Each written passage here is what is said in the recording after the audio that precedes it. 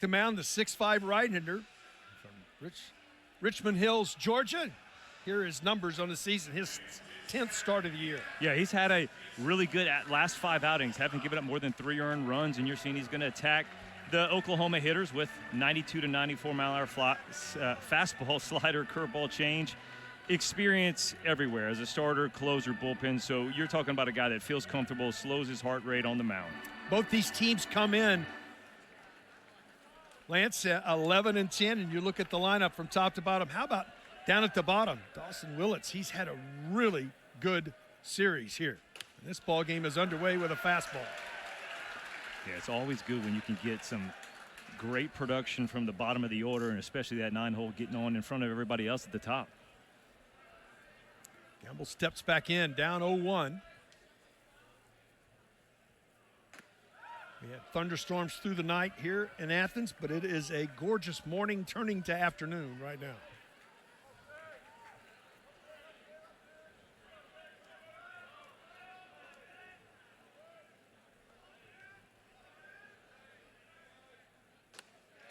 The pitch catches the outer half.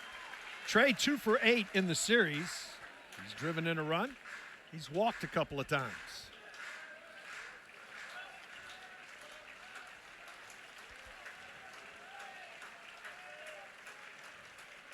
Out of the stretch. Popped up behind home plate.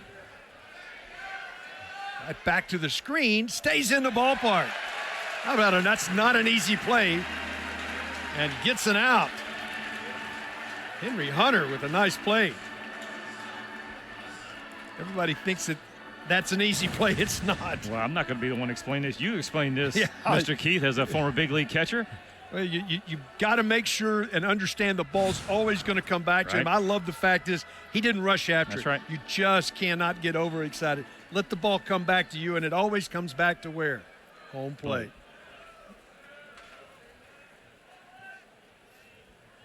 So good play there. Willits will step in. Jackson, first pitch in there for a strike. Yeah, how many times do you see that catcher just overrun it, start trying to backpedal, all of a sudden fall on his bottom and just not able to make the play? Because they gave ground. Right. You know, instead of, don't rush after it. Young players, the ball's always going to come back to you. Great location with that heater. And it's quickly 0-2. Early on, I like it already. Establishing the fastball in, just letting the Oklahoma Sooner hitters know that, hey, I'm not afraid to come in there. And he's got enough juice with the 94 to get inside.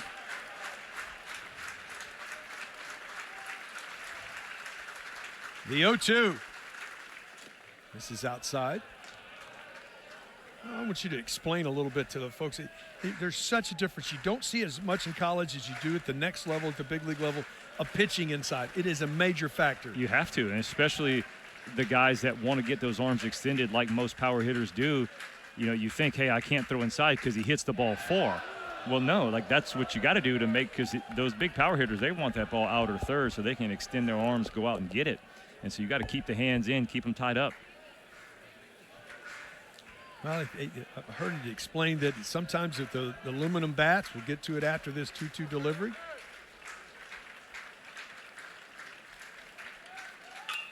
On the ground, right side. Nice job of covering up. 3-1 on the putout. Just get back to that final part, that at the big league level, they pitch to the handle. At the college level, they pitch to the end of the barrel. Right. To the, that's just the difference, because of wood and metal. But when you think about it, you look at it, there's a lot more room to miss on that handle. You miss toward the end. If you're not off the end of the bat and you get toward that barrel, that's when you're not going to see the ball again. Easton Carmichael DHing today, the everyday catcher for the Sooners, but in the DH role today. Steps in.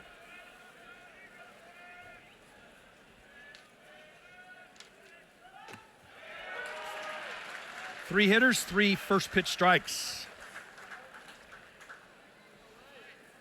Carmichael, 2 for 10 in the series. He has scored 3 times. He's doubled.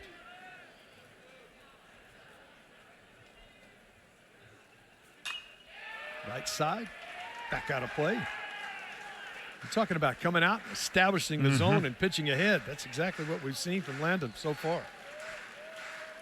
Leighton, excuse me. Yeah, get ahead, stay ahead, get him out of the box.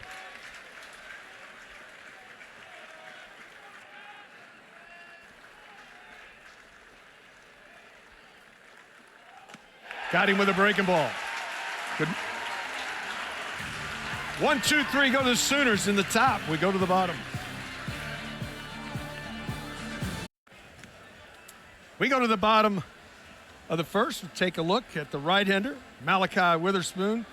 If you thought about Witherspoon, yes, brother of Kyson. We will visit with her later in the game, but you look at the numbers, same type of guy. He's got the same type of stuff as his brother. Yeah, and when you see it, I mean, it is elite stuff. The up to 98 mile an hour. Coach Skip Johnson talked about he can ride the fastball up, but he does a lot better job of sinking the ball, especially into righties away from lefties. He said his curveball might even be better than Kyson's, but it's an up and down season. The last 5 or 6 starts, it's a good start, bad start, good start, bad start. He's got to wipe that out. Yeah, he's got to get more consistent for this Sooner pitching staff.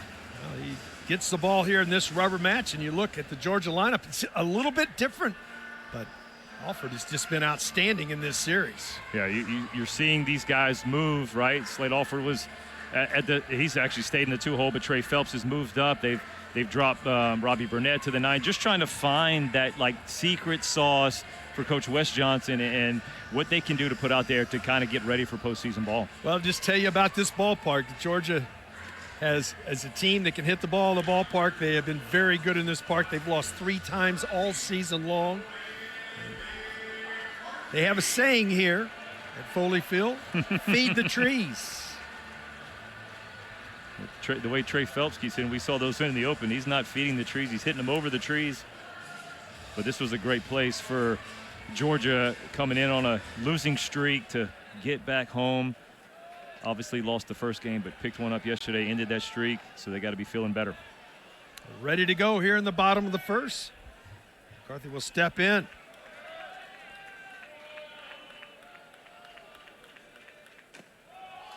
Three for 8 in the series. He scored a run. He's driven in a couple. Michigan native. Bulldog left fielder.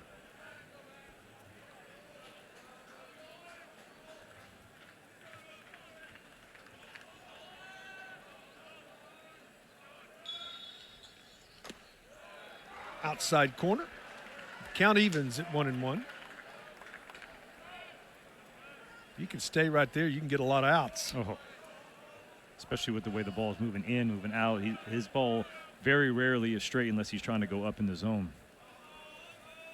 The 1-1. Chopped foul at the plate.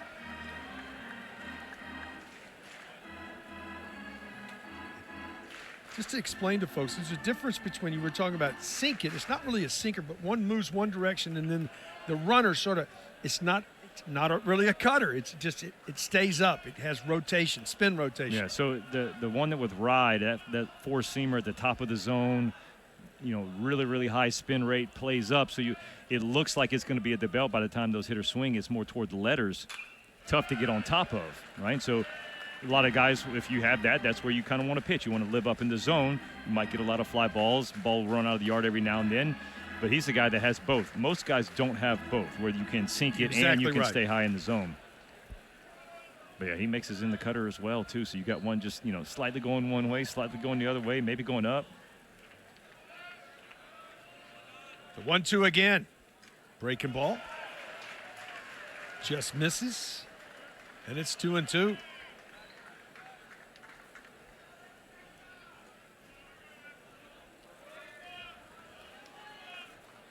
Sixth pitch of the at-bat coming.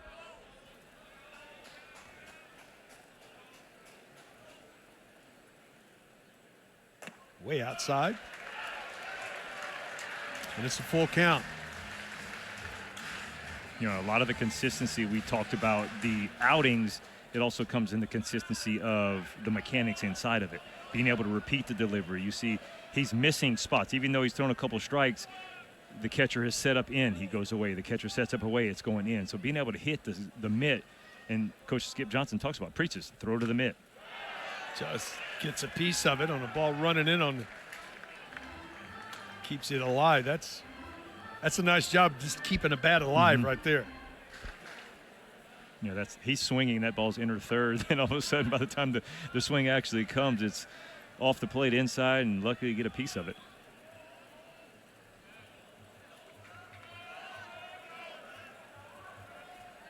The payoff again.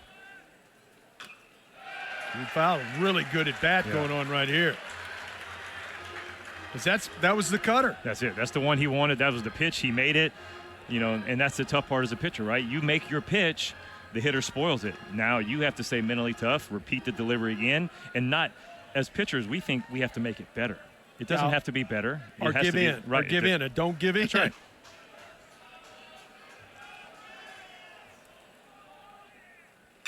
Chopped on the ground. Willits has it, sets his feet, across the diamond.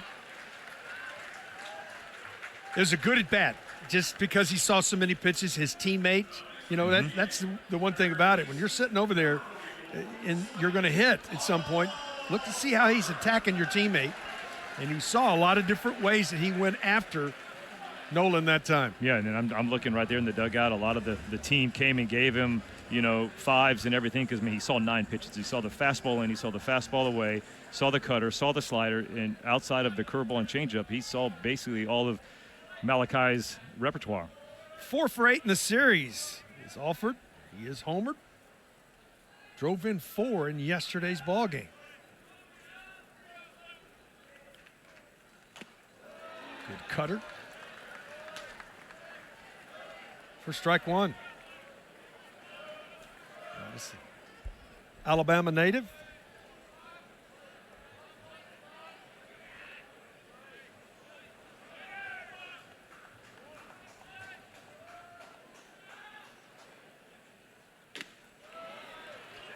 Swing and a miss.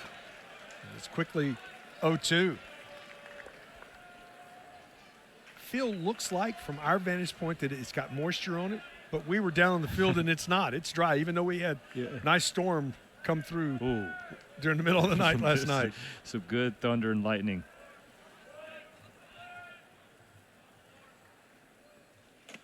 This is outside. When we first got here, you and I walked in today. Ooh, that field looks like it's got moisture on it, but you put your hand on it, it did not. It just glistens. The synthetic turf part of it glistens. But see right there, he goes cutter away, 2 swings and misses, going in to try to keep the guy off the plate, and he misses fully in. So that pitch is basically a non-competitive pitch. He didn't get in. He doesn't change the eye level, change where he's looking for it. Came back to the slider for the strikeout. That took a little bit off of it. That's more the breaking ball than the cutter. Yeah, looking at the cutter was 88, 89. This was 81, and is exactly where he wants it. Looks outer third, about mid-thigh, and just disappears. And then again, Coach Skip Johnson said he actually might have a better breaking ball than Kyson. Kyson is just more consistent, doesn't let some of the external things affect him. That's what they've been working on with Malachi. So far, so good. Trey steps in. He's had a big series. 3 for 8. He's homered twice. From the right side. Great location with that one. You throw that right there every time. I'm telling you, I'm a right-handed hitter. I'm not going to do much, if anything, with it. I mean, you're hitting a ground ball to the second baseman. If you're hitting it hard, it's to the second baseman. If it's where that spot is, if you hit it to the shortstop, it's a routine ground ball. That's a guy right there not comfortable going in. There's been 3 opportunities to try to throw the fastball in, and he keeps pulling it. That's 96. You should have all the confidence in the world to go in with 96. Count evens. The 1-1. Bender in there for a strike. Because if you're able to throw the 2-seam, 4-seam inside, you start throwing that front door cutter like that, starting at the right-hander's hip, there's no way you're swinging. It just freezes you so much already. Pitch away from getting out of the frame. The 1-2. This ball rifled on the ground. Willits has it. Throw across the diamond in time. Both teams go 1, 2, 3 in the first. We go to the second. 0-0. Coach, University of Oklahoma, Skip Johnson. See his resume with the Sooners. Considered one of the best pitching gurus in the country. And you just look at 4 appearances in the NCAA, runner-up in 2022 and Men's College World Series. You just look at their resume. They did come on the road, win game 1 of this series in a ballpark that is tough to beat, Georgia, in this ballpark. What would a win to do for them today, though? Oh, it boosts that resume so good because you're talking number 1 team in the country, RPI, Georgia. So you come on the road and take 2 of 3 from the number 1 RPI, yeah, you're going to move up. And basically all these coaches and teams are playing for that 16 wins in the conference. They feel like they get 16 regular season wins in the SEC. That's going to put you in a hosting spot. And when you come in 10-8, you take the series and sitting at 12-9, you're 4 wins away with 3 to go. 3 weekends to go. You figure, hey, I can get 4 wins in those 3 weekends. Put you on a hose, get a chance to hose. That's how you move up in the postseason. Christensen steps in first base today. Down 0-2.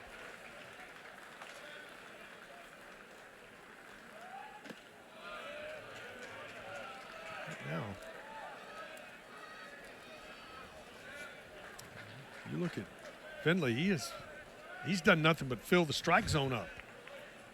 I mean, if you like pitching in, 0-2, 1-2 counts, it's pretty good.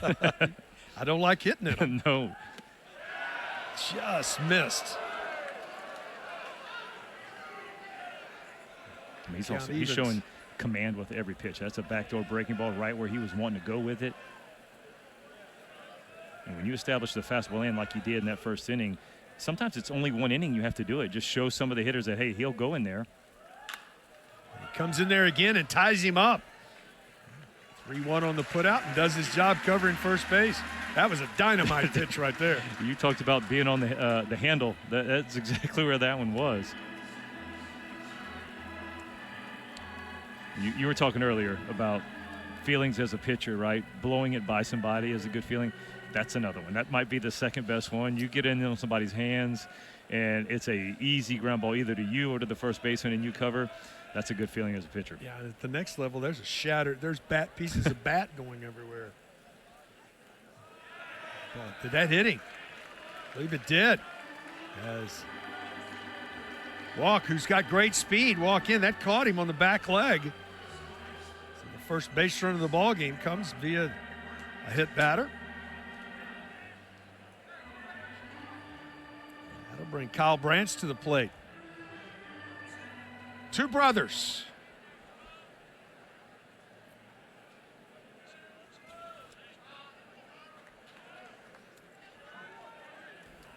He catching it. Those guys they're thoroughbreds, they can run. They don't like getting hit in the legs. But then all of a sudden, that's when you think, okay, yeah, at least he's not going to run. He's hurt his leg, and then the next pitch takes off. Got outstanding speed as Kyle steps in. It's been a heck of a story throughout the weekend. Kobe and Kyle Branch. Kobe, obviously the shortstop for Georgia, and Kyle, second baseman for Oklahoma. We've seen their family here with split uniforms all weekend long. Who's going to get the bragging rights? That's what this game is about. It's all about, right? Little brother's having a good series at the plate. And he hits this ball the other way. Walk round second on his way to third, makes it sliding, and runners at first and third, and nobody out here for the Sooners. Kyle Branch does it again. Nice piece of hitting. Shooting it in that hole, open side on the right-hand side of the infield. Yeah, fastball goes away, comes back over. See, it leaks back over and just a little inside out. Defensive swing, more or less, but 6 hopper to right field gets you another knock, hitting 500 on the weekend. A 5th base hit. Walk, again, the speed for Jason Walk. Easy first to third, and now Sooners got something going. Harris steps in 1 for 8. He scored a couple. He's walked once. RBI situation here from the left side.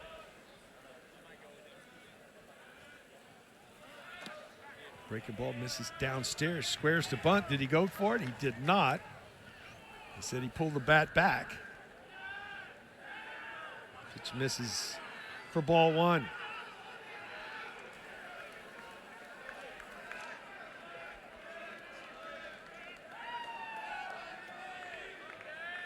Harris digs back in from the left side.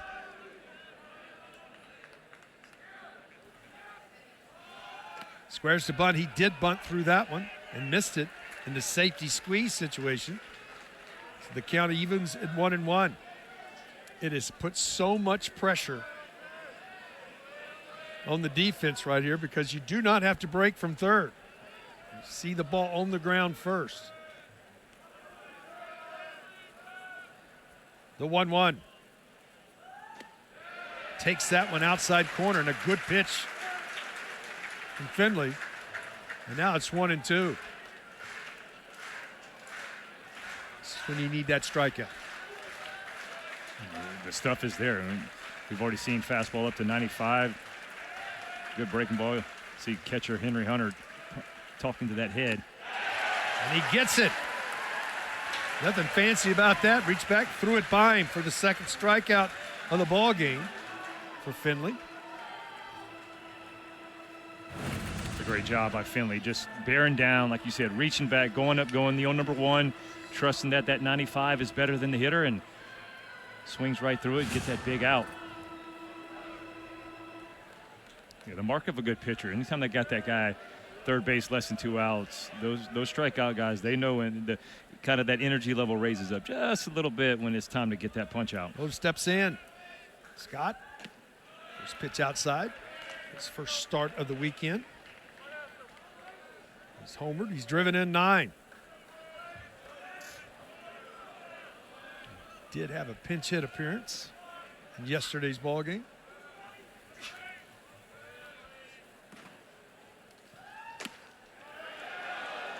Lays off of it.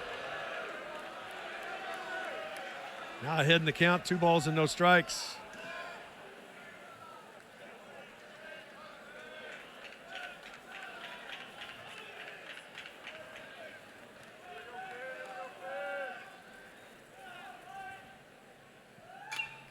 Good swing, fouls it back. Boy's the next hitter. Lance, I can't tell you how many times you work to get a 2-0 count, and then you get that pitch that you want, and you just can't get on top of it. It's a frustrating feeling as a hitter. Right, when that's where 95 is different from some pitchers, right? A guy gets a little bit more extension, even though it's 95, it gets on you quicker. Sometimes 95, it looks like it's 90. And so being able to time that guy up, that's how important it is to try to time the pitcher when you're in the on-deck circle, but there's nothing like that experience of being in that box. Now 3-1, another opportunity here.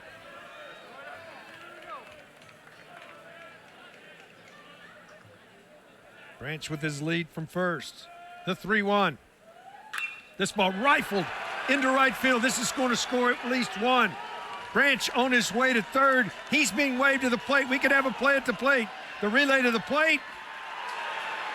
Not in time. 2-0 Oklahoma.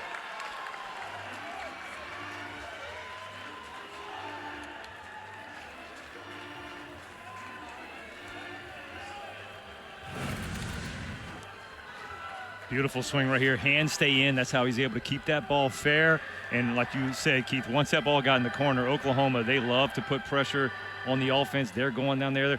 They get in and watch this slide. He waits for a while to slide. And I thought that was the key. If he goes to slide early, catcher's able to block and put it down, but he waits and then just drops his hand on home plate.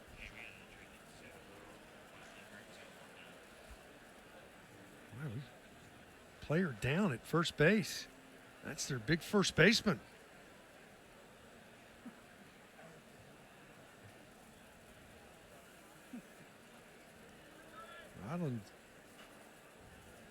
He may have to come out of the game here. He's gripping that arm like on the relay throw from Burnett. He got it and threw it to Hunter.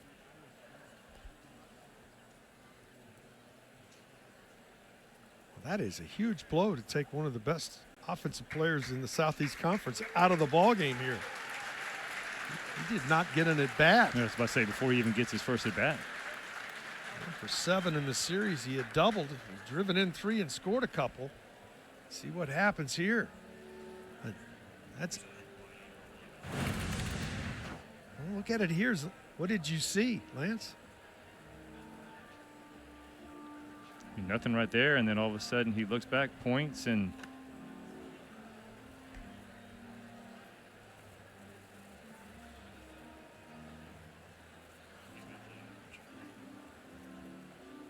just seems like something, once you throw the Something. ball, it just kind of starts maybe tingling. And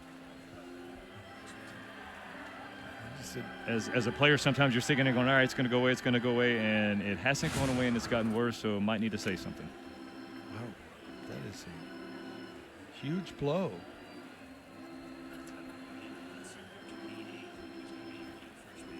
So Brendan Hudson will be the new first baseman for the Bulldogs.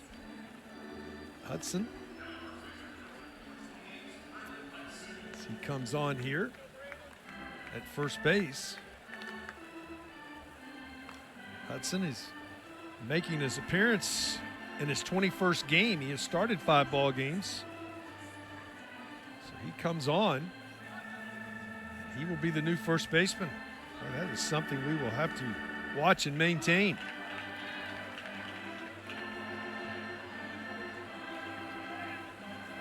Now the excitement over after the double and the injury. Willis will step in. Dawson, third baseman for the Sooners. He's had a good series. First pitch downstairs. 4 for 8 in the series. He's doubled twice, walked, scored a couple of runs, and he's driven in 3. RBI situation here in the top of the second.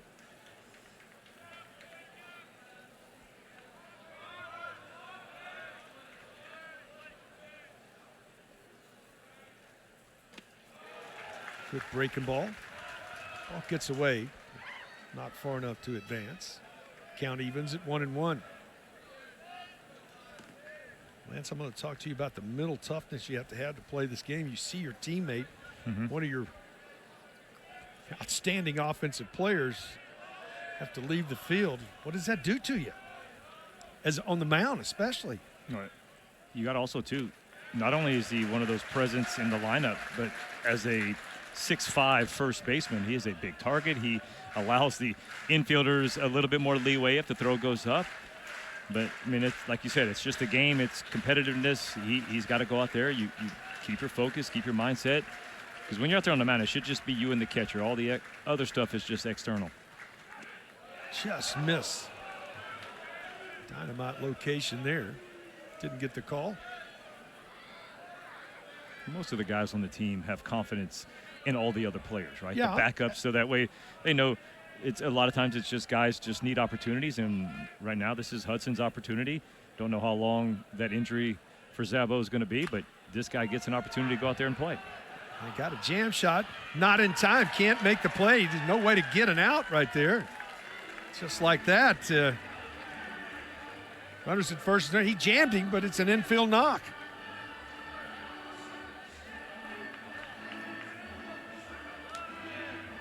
This is the play, right? These are the types of things where you go, as a pitcher, as a hitter, you do what you can do, right? Once the ball is released, he's made his pitch. Now, you become a fielder. He had no opportunity to field the ball, and that's where the mental part of it is. You can't get frustrated with that because you did everything you needed to do. You made the pitch. Now, it gets hit in a spot where nobody can make a play.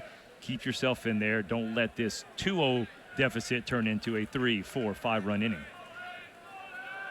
Runners at first and third, back to the top of the order. Rebel steps in. 22 pitches in this inning, 36 total now for Finley. Throw over. Back in safely is Willis.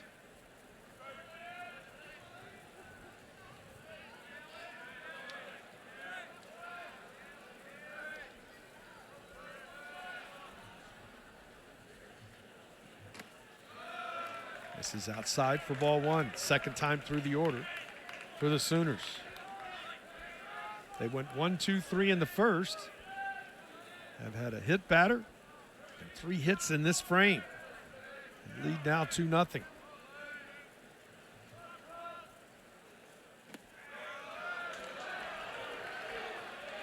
Just missed with that backdoor slider. Now hitters count again, 2-0.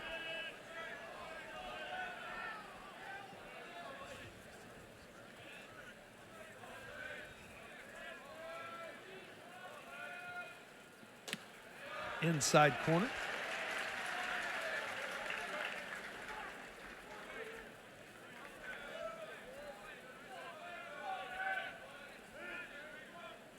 Set to go again, 2-1.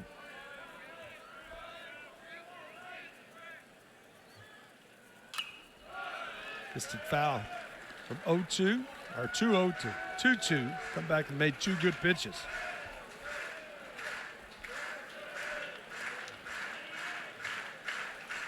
I'd look for him to go in, stay inside again. And that's been his best pitch, has been that fastball in. You saw it 2-0, and then he doubled up, which is something you don't often see. So wouldn't mind seeing him triple up in there. Came right back inside. Good call, Lance. Just missed with it. I think if that's a strike, he gets the strikeout. Oh. Runner will be off from first here.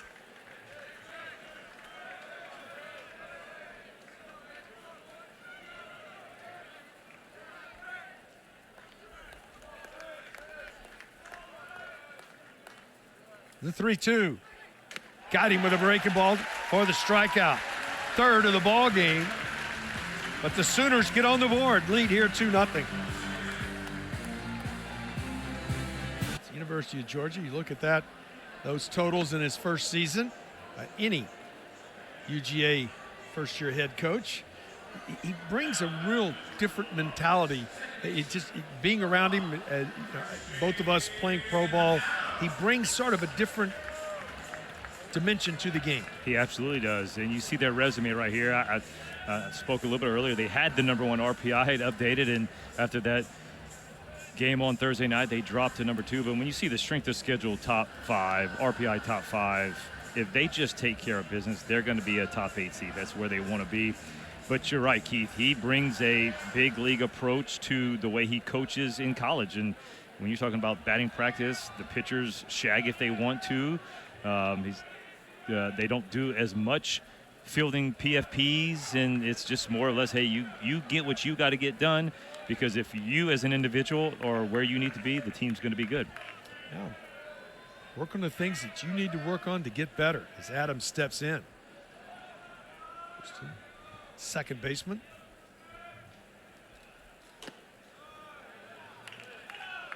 Malachi Witherspoon out for his second inning of work.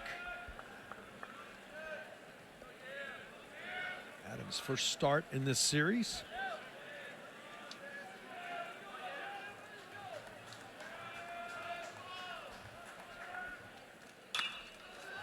Skies it to left, playable.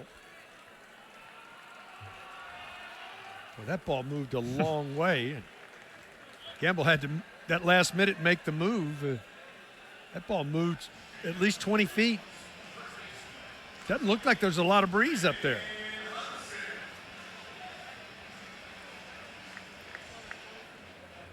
Brendan Hudson will step in, his first at bat in the ball game.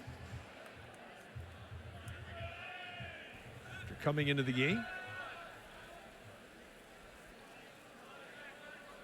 238 on the year, 2 homers. He's driven in 9. First pitch in there for a strike. If you're Hudson, you're sitting over, enjoying the game, thinking, well, I'm not in the game. I'm going to be ready to play when I do it, but all of a sudden you're thrown right into the mix.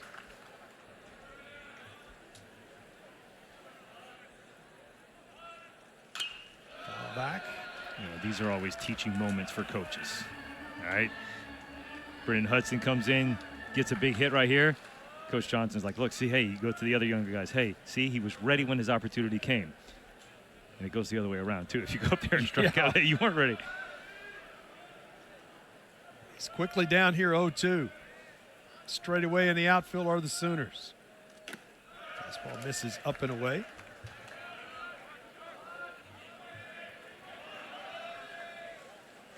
Yeah, you never know when your number's going to be called, Lance.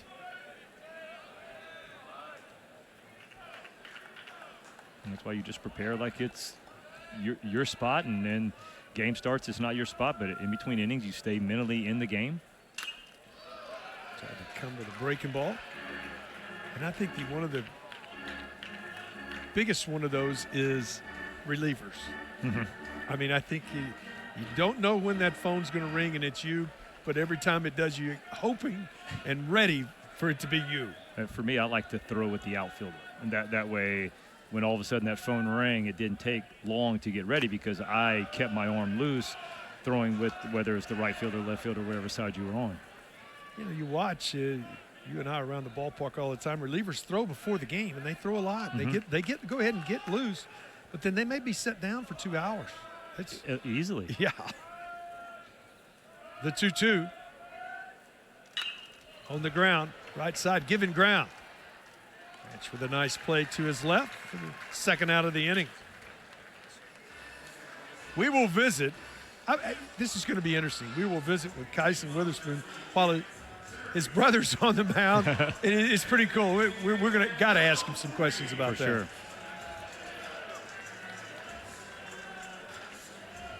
As Obi steps in, center fielder for the Bulldogs, 3 for 7 in the series.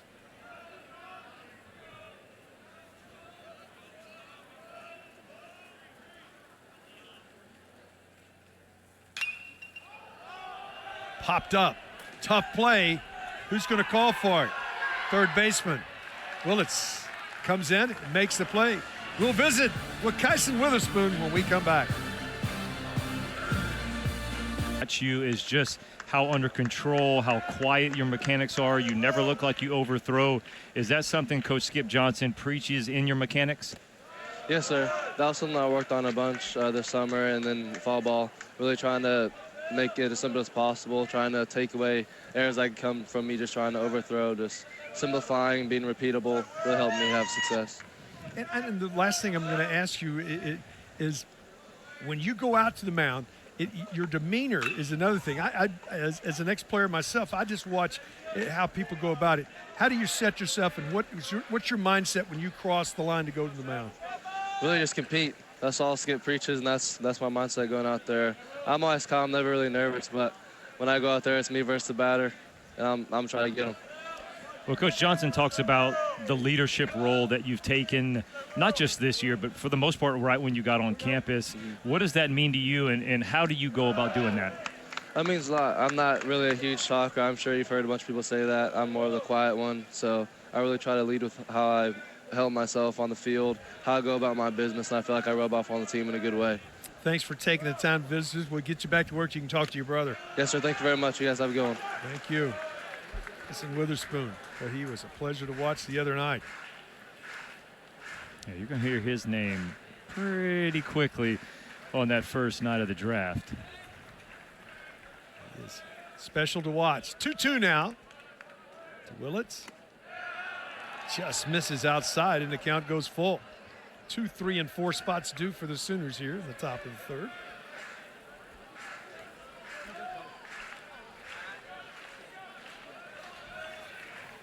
And sometimes pitchers, in my opinion, some of the great ones of all time, good breaking ball into the hand second time. We've seen that pitch right there. Just after you establish that inside fastball, it's hard to get to that. You're exactly right, Keith, and he has thrown the fastball in, especially to lefties, all day long, and then he's backed it up. This is back-to-back punch-outs because that's what he got gambled with. The same exact slider on the inside part of the plate, looks just like the heater coming out of the hand, and then just disappears. Carmichael struck out his first time up, will step in. But to go back to finish that point, demeanor.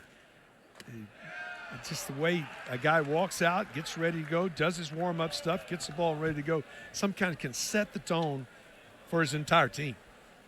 When you just watch him do the things, whether it's even just walking to the bullpen, walking in from the bullpen, going to take his glove to go throw, like there's just confidence that comes off of him.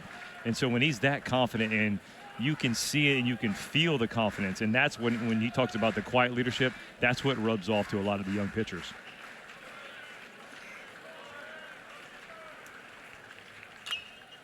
Carmichael pops it up back behind the plate. On to the roof. We'll do it again, 0-2.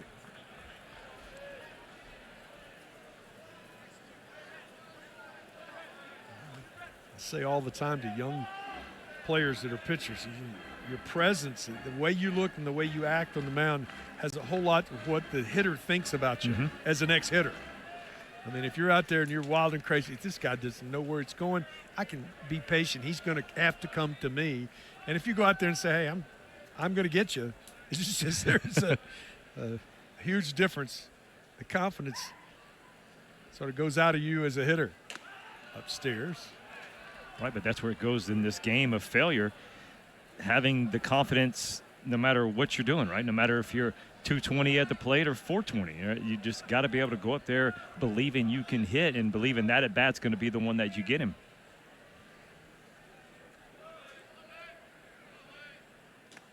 Finley gets the strikeout. It gets away. Can they get an out on the play? Not in time. So it goes as the 5th strikeout. The ball got away. And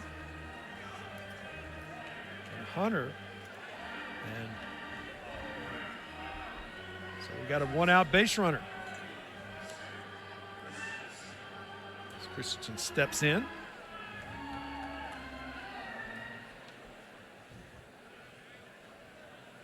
Grounded to first.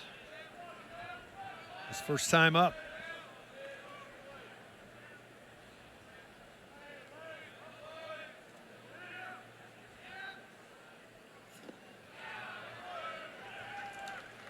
Downstairs for ball 1. Double play depth in the infield are the Bulldogs.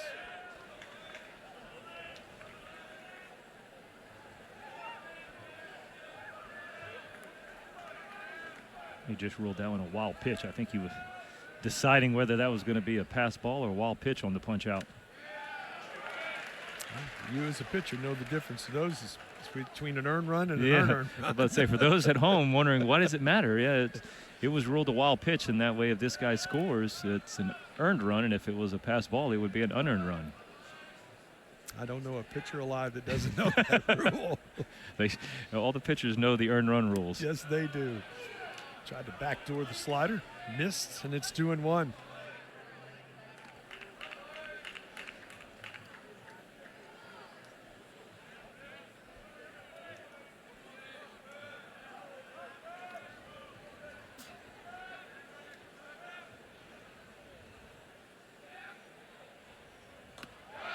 Tied him up inside. Boy, that pitch has been a dynamite pitch for him. Yeah, really, it's been that good to the lefties. Hadn't been the spot to the righties. He's not seeing the same exact thing. But if I'm Leighton Finley, I'm continuing to pound that fastball in and backing it up with the slider. Comes right back to it. Christensen lays off of it. You saw that one, though, had a lot more depth. That's not quite the one that they've been swinging through. The ones they've been swinging through, the Sooner hitters have been one more of the side-to-side tilt.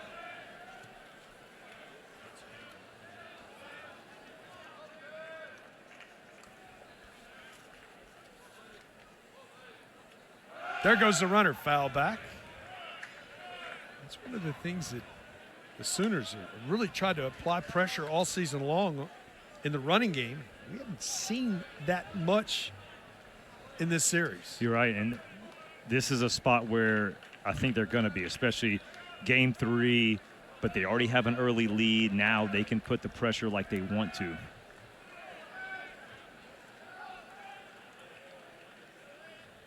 Going again. This ball hit well to right with some carry. Can't come up with it.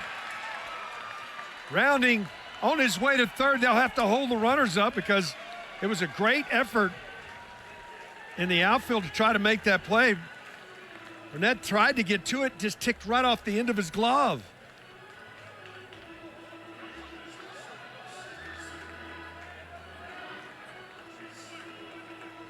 Well, Keith, those are the ones, those low liners, right at you. It's tough to gauge, and Burnett has played some outfield, but he's been mostly at second base this year, and that ball just kept carrying. You're right, good base running by Carmichael, making sure he didn't catch that ball and get doubled off. Walk steps in. He was hit by a pitch and scored. Infield drawn up for Georgia. He's hit again with a breaking ball. Second time, and that loads the bases full of Sooners.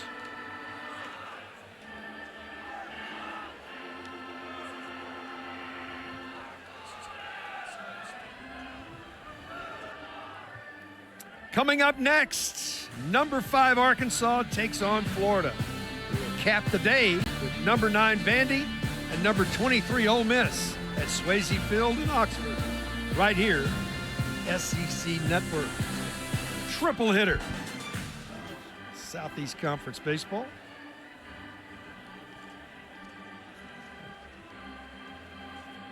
Arkansas, Florida. Andy, those are two good ones.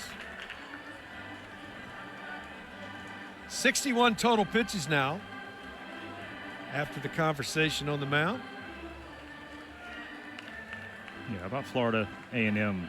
You know, they were the punching bag for so long, starting off 1-8, but now you look up, A&M's at 8-11, and Florida 7-12 in the conference. And again, those are two teams that they're going to get sent to somebody's regional if they make it into the postseason, and it's not going to be fun because they have a top 5. You talk about lineup, basically top 5 in the country lineup and roster, so it's not going to be fun for some team that gets to host. Branch steps in, first pitch downstairs, and the last projection, I saw both of them in the tournament. So you look at that, you're right. I've seen one where Florida was a 3 seed, I think, in the Tallahassee regional. It was like, that's not fair. The 1-0 to Branch. Chop foul. Count even. Younger brother. And the Georgia shortstop.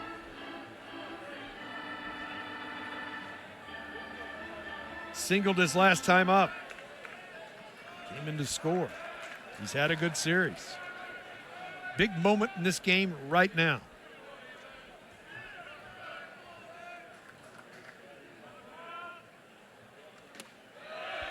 Slider stays inside. And it's 2-1.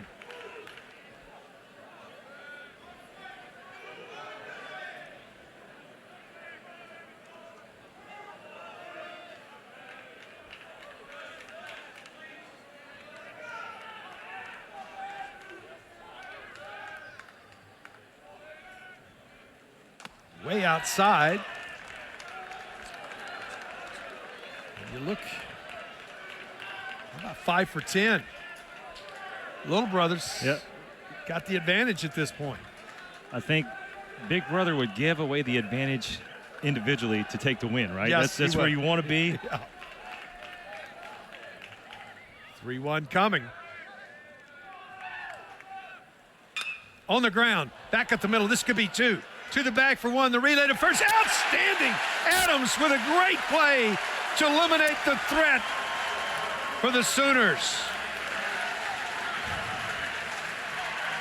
Pitcher's best friend, Keith. Beautiful off the end of the bat. And like you said, Adams takes it himself. Off-balance throw. That is huge for the Bulldogs. Oklahoma was really trying to separate. Yeah, sometimes you need defensive plays like that to give yourself some momentum, give yourself a little confidence. Let's see if that turns in for the Georgia Bulldogs. That big play turns to the offense. Malachi Witherspoon out for his 3rd inning of work. He's retired all 6 Bulldogs, and the first pitch is in there for a strike to Henry Hunter.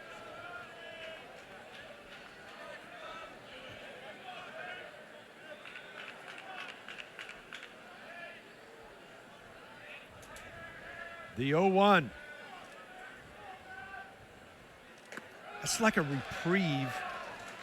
Well, I'm preaching to the choir. We're talking to you because you're a pitcher. If you make a good pitch and get that double play with the bases loaded and get you out of an inning, it's like you just can't imagine what it does to you as a pitcher. Absolutely boost the confidence, but just also get you you escape that big jam. I mean, that's a situation where Oklahoma, a big hit in the gap, that's blowing the ball game open. They all of a sudden have a 5-run lead now.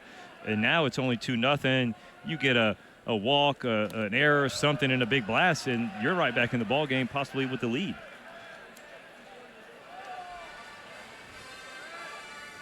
And 1 now to Hunter. I like the fact that Finley did not try to field the ball. He knew he had a better chance to get a double play if he lets it go. That's the toughest thing as a pitcher, because your initial reaction is like, I got to get it, right? But nowadays with the analytics of the defense and the spray charts and these guys shifting and all that, a lot of times pitchers can just get in the way. Fouled it off. Count evens at 2-2. There's something happened when you guys stand on the mound, though. You are good athletes. Swing and a miss and get it. But the ball back you to just you. laughed at that. You throw to home plate. At 100 miles an hour, can pinpoint where it goes. You try to throw to one of the other bags, you don't know where it's going. That was not nice. You laughed as you said we were good athletes. Look at that. That's the sink. That's the ball that runs that we talked about earlier that he can do better than Kyson, his brother. And I don't think Kyson can't do it. I think he just doesn't want to. But little two-seam action running away from those left-handed hitters. It's the strikeout. Kobe Branch steps in. 2 for 9 in the series.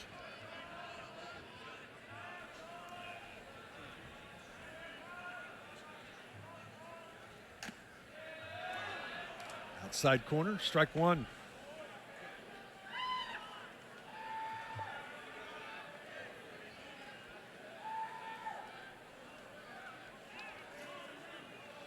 Seven first pitch strikes now.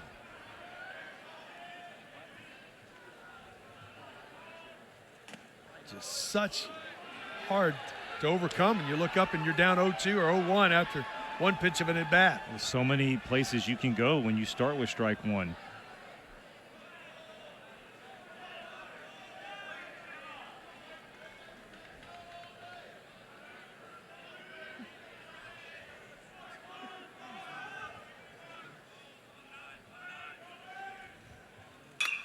This ball hit pretty well to right with some carry to the wall.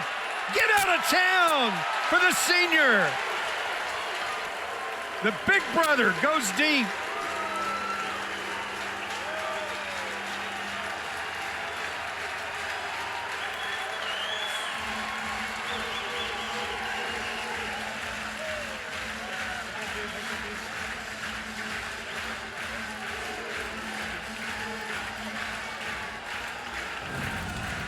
Fastball run right back over the middle, and like you said, big brother feeding the trees. Colby Branch gets the Bulldogs on the board. They did turn some defensive momentum into some offensive production. Right back in the ball game. First hit of the day, first run of the day. Get it all at once. Then we'll step in.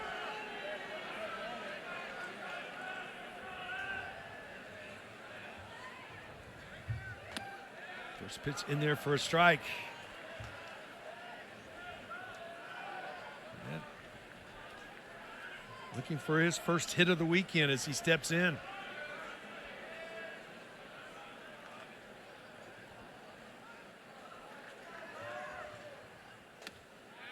Inside corner.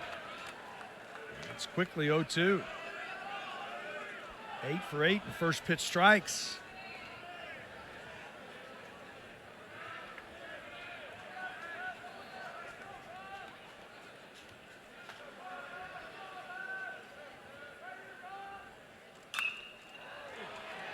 Out to left. Gamble comes on, gives way to Walk, who puts it away for the second out of the inning.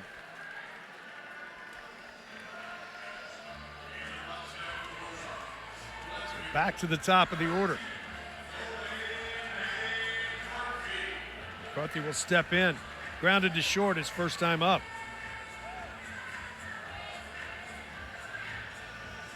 Jan, you told me the story the other night. If you give up 5 solo homers, you can still get beat. Yeah, you can.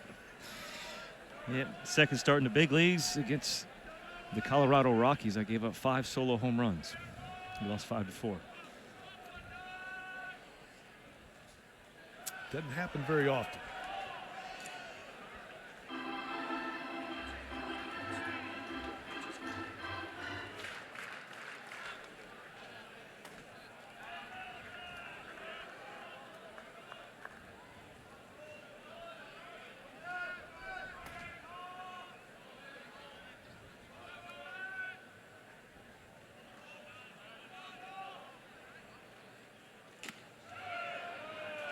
Something Malachi Witherspoon has not done very often, and that's be 2-0. Stay away from those hitters' counts.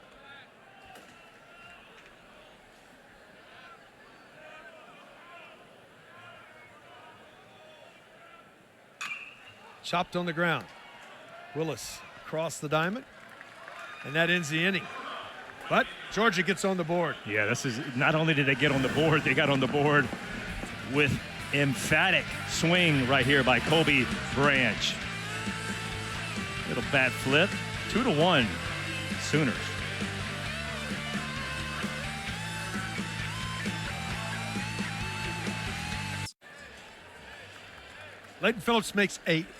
Finley makes a gigantic pitch to get out of that top of the third inning. Yeah, that probably was his best pitch or most important pitch of the 66 that he's thrown. Been a strike throw, 40 out of the 66, and that's why you see no walks, 5 punch-outs. Oklahoma got to him a little bit on the fastball up. They scored 2 on that big double, but still making that pitch. It was bases loaded, and it was at the spot where you're thinking, you know, if you don't make this pitch here, this ball game could get out of hand pretty quickly. He makes it. Adams makes a phenomenal defensive play. They get in the dugout, and they score another run. Cut the lead in half. We go to the middle part of the ball game, top of the 4th in a 2-1 game here. First pitch misses for ball 1 to Harris. Strikeout victim his first time up.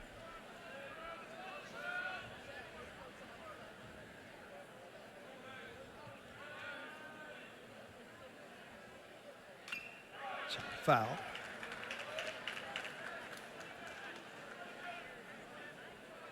Players work on making sure they get their body in the right position that they can push off and drive to the plate. Right at the end of Finley's windup, he really turns that body, sort of squares it back before he makes his delivery to the plate. Good location with that slider. And it's 1-2.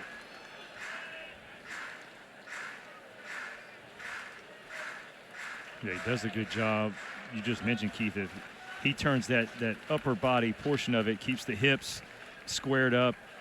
You can see that knee comes across the body a little bit. Nice play there. Filled your position and a leadoff out. And what that does is it allows pitchers to keep your weight back over the rubber, because you're taught if you can't break your hands with your weight over the rubber, your arm's not going to have a chance to catch up. And so then that's when the consistency we talk about of being able to repeat your delivery, you're not going to have your hand in the same spot because your body's going to be ready to throw. Your arm's not going to be up there. So that's one of the first things you always check a pitcher. Is he breaking his hand with his weight over the rubber? First pitch in there for a strike. That's where you get your backside through it too. Not only let your arm catch up, it gets your backside through the ball. Right. Well, you also, you have more to drive from that rubber. You have more on that backside, which then will let you use the mound, the slope of the mound, to then take it to the plate. Change up. Foul back, and it's quickly 0-2. A good defensive play, then a homer. You can feel the momentum sort of on Georgia's side of the field right now. Even though they trail here 2-1. Goes fastball in, changeup in. I'd go right back to that slider in for the punchy. That's where he went. He might have done this before. 5th strikeout for Finley. 2 quick outs. Yeah, and this is what you call pitching, right? The fastball in, sets it up. He goes changeup in, gets the foul ball, and then you go right back to the well, right? It's the same pitch, same location, so you got the guy thinking, all right, he's coming back to the same location. I got to get ready to swing, and then that just disappears because it goes the other way.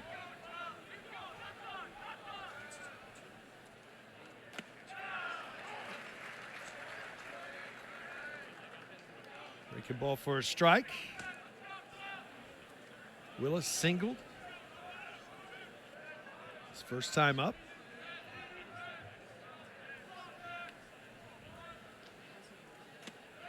Back to back. Good breaking balls. And it's quickly 0-2.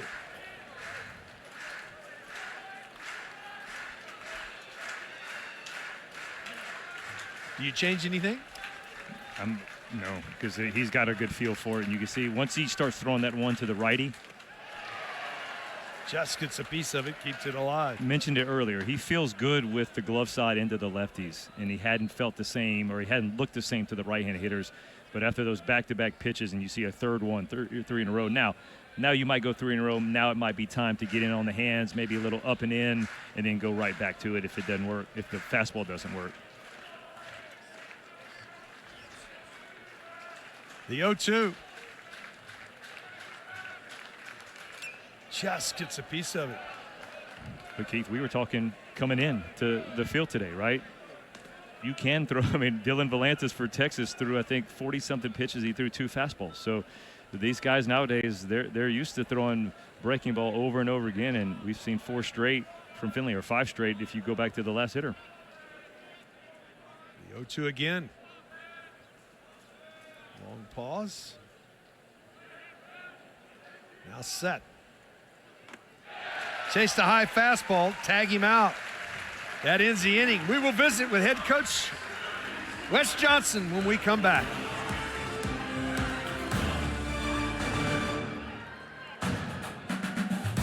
And, you know, kind of like right there with what Colby did last inning, you know, he was able to push him up, got a, you know, ball out over the plate, and then got some barrel on it. And that's what we're going to have to do is continue to try to push him up. Thanks for taking the time. Good luck the rest of the ball game, Coach. Thanks, and go Dogs. Coach Wes Johnson visiting with us here in the bottom of the 4th. It is a beautiful day for baseball. Like you said, you got to push him up, right? That's what you want. You want these guys to get up in the zone, and there's certain times, though, guys won't do it, right? Because sometimes starting pitchers are that good and they can stay down and they don't ever give in. But when they do, you can't miss it, and that's what like you mentioned, Colby Branch didn't miss that pitch. As a hitter, you know, you want it to get, but when he makes a mistake up, you can't miss it. That's the other part of that scenario. You work to get them up, but when you get it up, you can't miss it. And that's especially the good ones, right? Because you know you don't have that many opportunities to get your pitch. I'm going to see 20 pitches in a ball game, and he's going to miss one time. I can't miss that one. Right, but that's the pitch he just talked about, that cutter that's down, that they're able to lay off of it. Earlier in the game, they're swinging at that one. If you lay off of it, now he feels like he's got to make the adjustment, and now he gets into his head a little bit. It brings it on the plate a little bit more. It gets up, and it becomes a lot more hittable. 2-1. Comes back to that good, I want to call it a slider, but it's like a cutter. Good location, and the count evens at 2-2.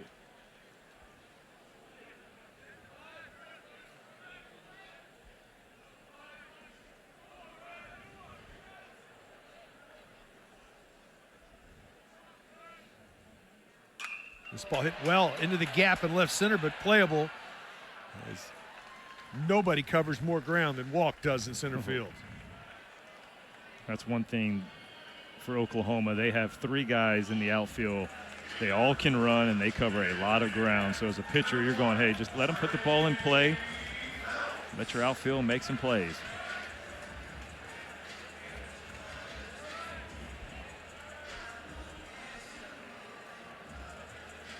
Two homers over the weekend. Trace, he steps in. Grounded to short his first time up.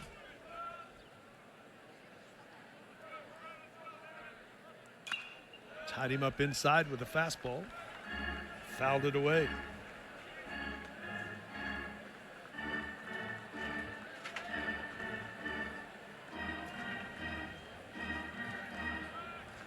Steps back in.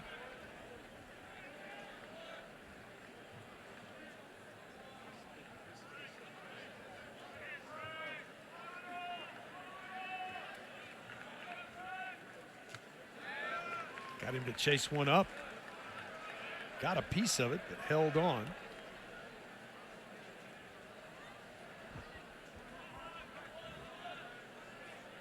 Hate stepping back into the box 0-2.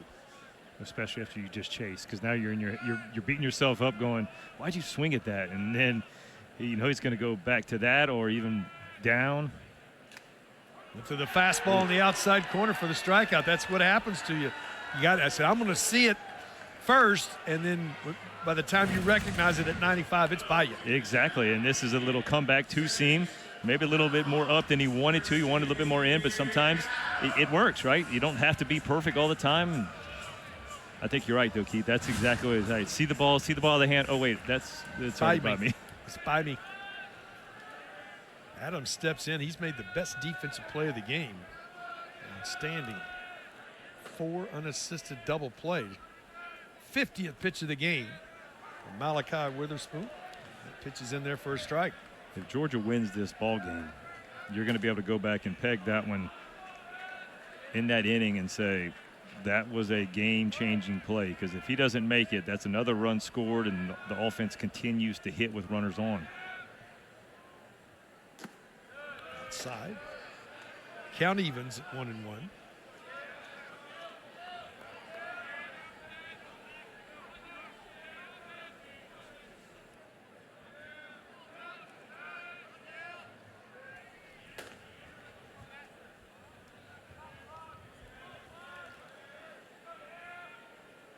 The 1-1. Breaking ball, a good one in there for a strike. That is the curveball, what I would call a old-fashioned curveball.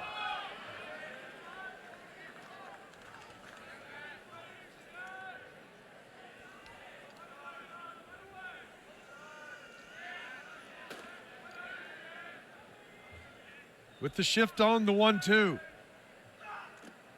Did he go? He did not. He'll do it again.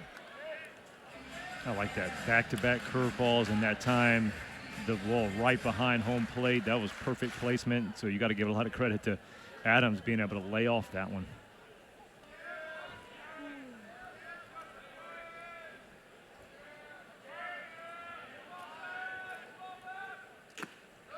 Worked it back to a full count now.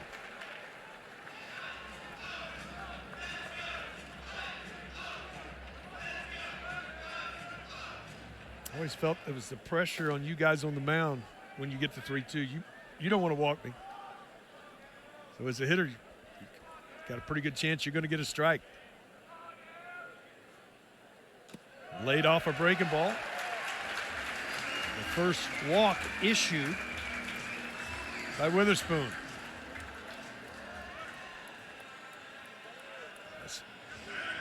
Hudson comes to the plate.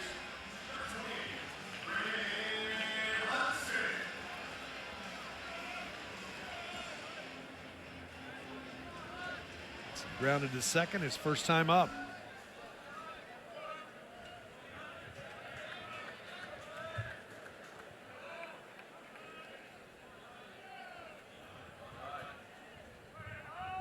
Had a good hack at it, fouled it straight back. Just missed that one.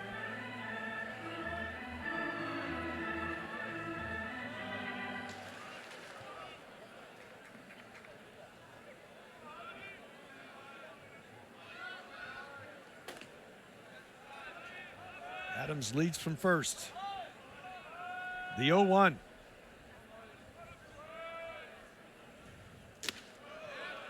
Just misses.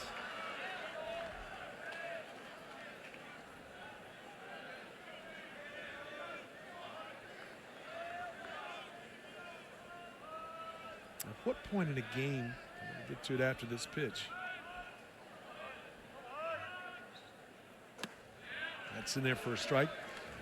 You can get your rhythm by the second inning most of the time as a pitcher. When you start to tire, what is that deal? What keeps you in rhythm when you're starting to tire? Is that work before? Is it a mental thing? I've always wondered about when pitchers hit that window. Well, a lot of it's just repetition, right? So you're getting in the spots in different games and getting in situations, but then you're right. I think it comes in as much mental as anything, because you can do as many reps as you want. You obviously are going to keep your body in shape, but mentally you can't allow those things to affect you, whether it's a bad call, a misplay, a pitch you thought you should have made. Just missed with the 1-2. Here comes the 2-2. That misses way upstairs. And went breaking ball that time. Didn't get a feel for it. Runner will be off with the pitch here. Advantage Bulldogs, something into the gap. A chance of scoring a run here. As Adams will be off with the pitch. Witherspoon comes set. The payoff. Got it by him. Good location with that heater that time for the 4th strikeout. We go to the 5th. Sooners lead it 2-1. How about this? only 19 games lost. 21st round pick, 19 games lost in his 9 years. Impressive. We go to work here, top of the 5th. Glad you're with us. Sooners lead 2-1. It will be the top of the order against Finley for his 5th inning of work. He has scattered 4 hits, given up 2 runs. Just misses there. He's down here, 2 balls and no strikes.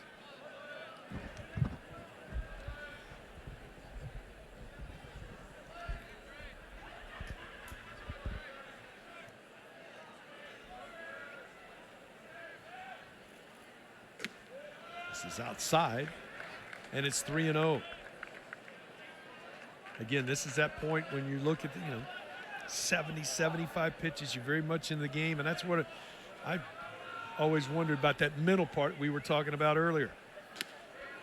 That's a good pitch there. If you keep your body in shape, which most of these guys have to do, I mean, that's, you're not going to stay in the rotation. You're not going to get outings that you need if you're not keeping your body where it needs to be. But when these guys get in shape, I mean, I've seen guys get stronger at this type of pitch count as opposed to getting, out tired, weaker when they're throwing. That's what I was talking about, rhythm. And some guys really get into it. They did, get the ball and go. They're really into it. And sometimes it takes a little while to get there. But I always think that those guys that are great starters are the ones that they're at the end of when they're feeling really good. Can they keep that rhythm and keep going? The payoff.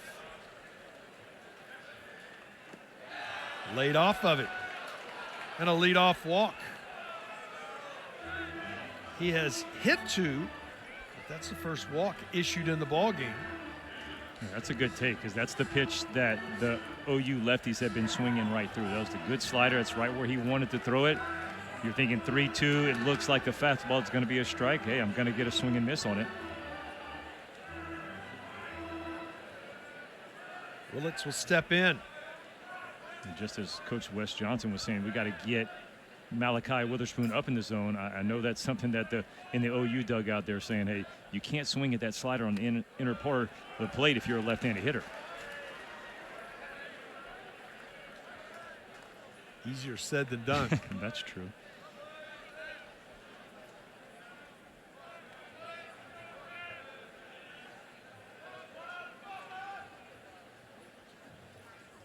There it is again. What a great location. Well, I love the part about Coach Johnson, how he said he has confidence. He loves to throw that pitch. And if you have that 95 on the inside part of the plate and you can spot it, it makes that one even better.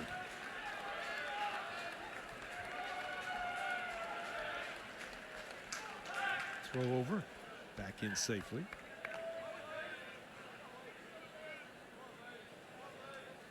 The other part of that is you got that in your back pocket. It allows you to try to get ahead with something else and then use it as a wipeout. Well, you get the whole part of the plate, right? Because now you got the hitter thinking, I got to keep my hands in. I got to keep my hands in. On the ground to first. Hudson steps on the bag, throw to second. In time, a tough one. The 3-6 double play. Defense has been outstanding for the Bulldogs. Okay, this is a weird slide from Gambrell at second base. Nice play by Hudson. Good throw. It looks like he's going to be there, but as he goes to slide, he pulls his foot back a little bit and tries to reach with his hand. But you're right, though. 2 big defensive plays, double plays turned by the Bulldogs. 2 quick outs now. As Carmichael steps in, swinging, missing. He has struck out twice. He did reach on a wild pitch after the second strikeout.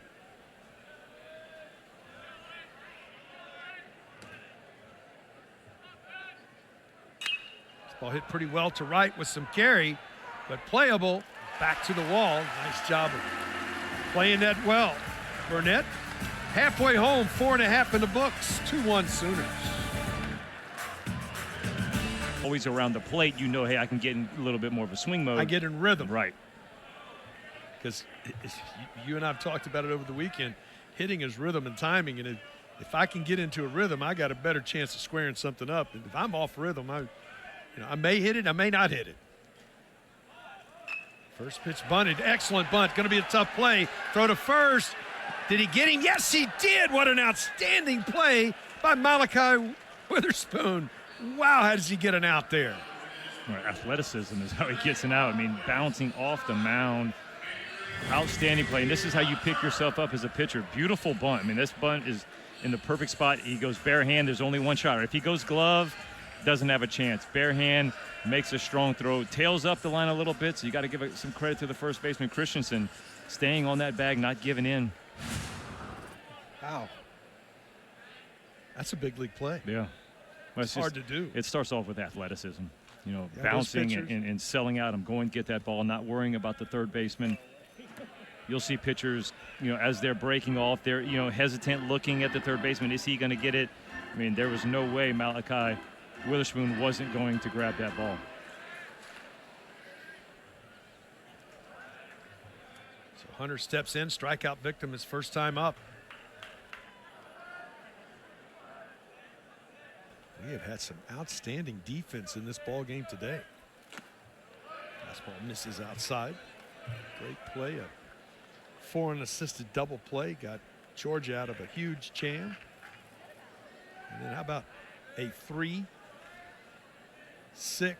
double play? You don't see it very often. Good location with that, and it's 1-2.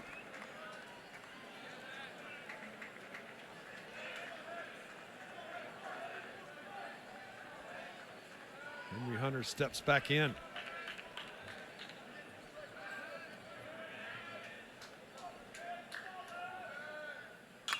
Fouled it away.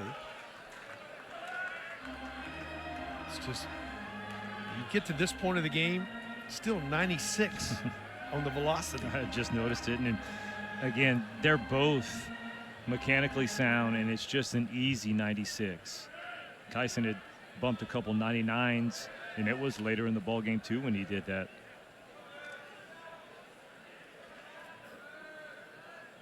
The 1-2. Off the left side, out of play.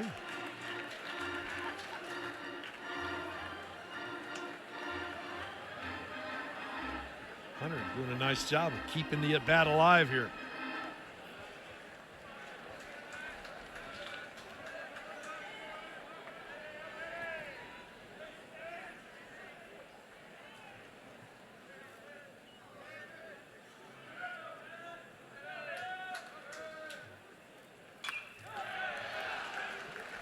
And a good battle. First time that breaking ball didn't have that bite to it, but he got away with it. Right, because he wasn't trying to go back door with that cutter. He was trying to go more toward the inside part of the plate.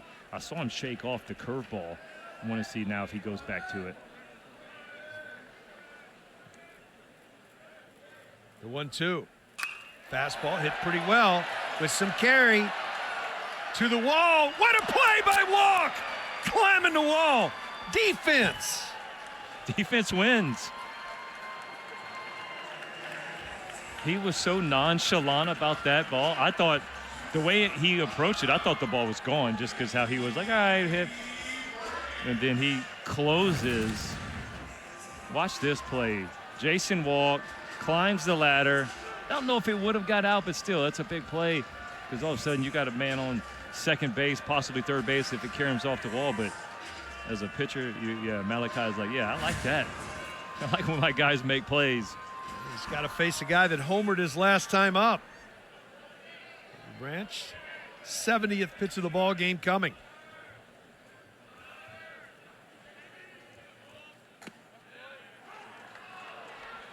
Got it the advantage. That might have been a little out, but gets the call. Okay. Bulldog faithful here at Foley Field, letting them hear it.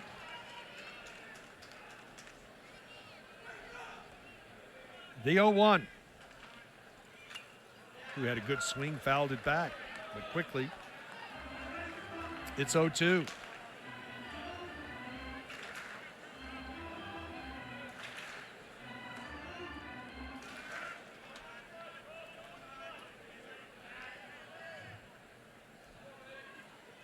Branch steps back in.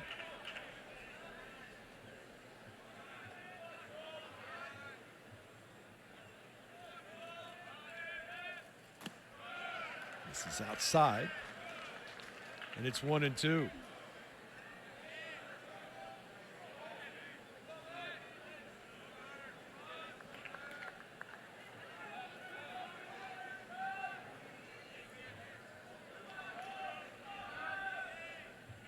The 1-2. This ball hit well to left. Down for a 2-out knock.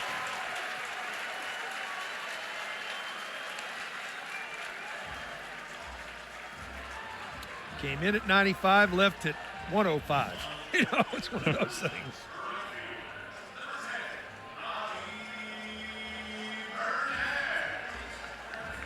So Burnett will step in. He flied to center his first time up. This guy can hit the ball the ballpark. He's got 17 on the year.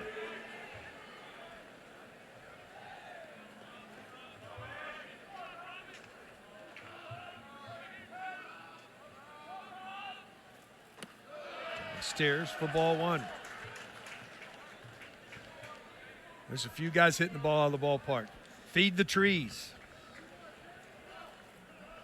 When you lead the nation in home runs, there's going to be a lot of big numbers up on there. Good hack. Just missed it. Setting on fastball. You're looking for it, get it, and you foul it back. You got to put it away quickly. You got to forget that and go on back to hitting. Right. The biggest part about baseball, right? Being able to flush whatever happened that last pitch or last play, anything you can do to move on. Caught him off the leg and he lost his guard.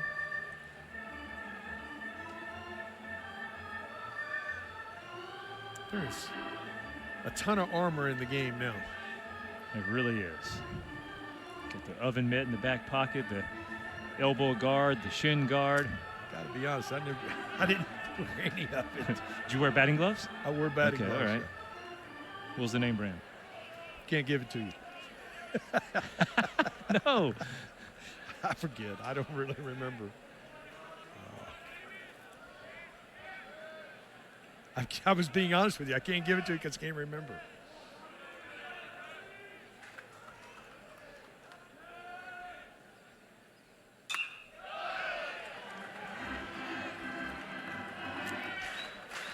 Fouled away, and it's 1-2.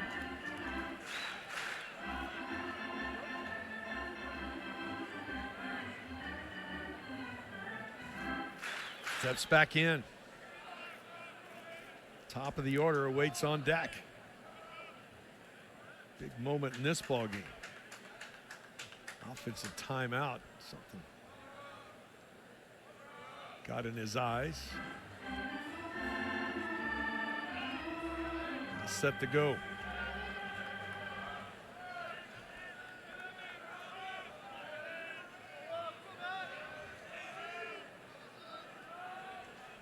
Throw over. Branch dives back in safely.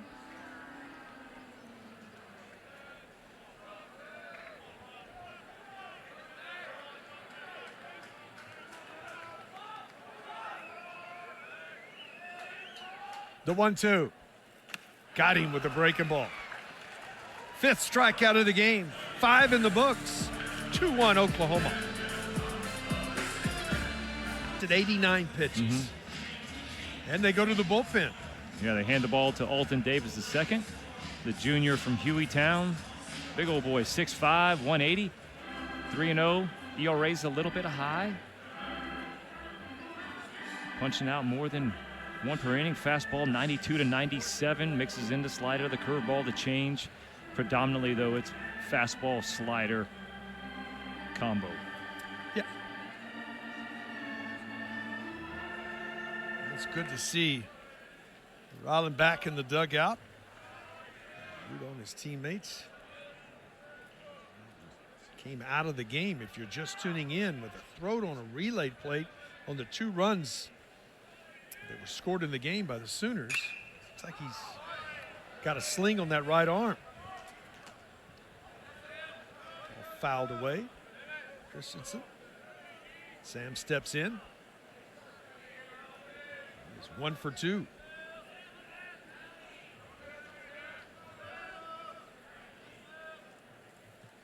Davis throws across his body. Got to be tough on left-handed hitters.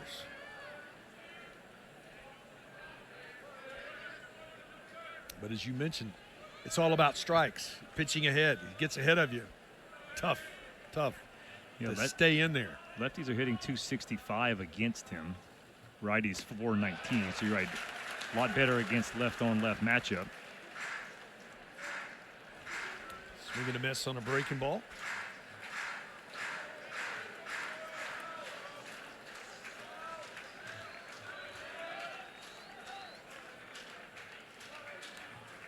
Ahead now 1-2. Misses with that slider.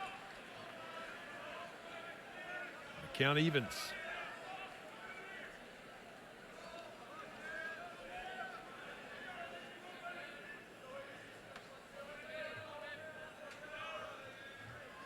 From the stretch, the 2-2. Just gets a piece of it.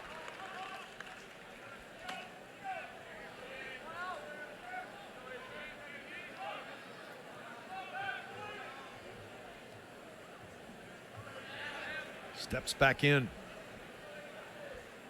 Wind has picked up a little bit as we've gotten in later into the afternoon, blowing dead out to center field. This ball hit well to left. To the track, stays in the ballpark for out number 1.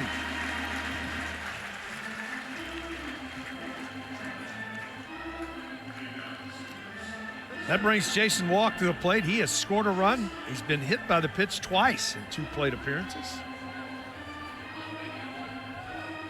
He's made an outstanding catch left center field.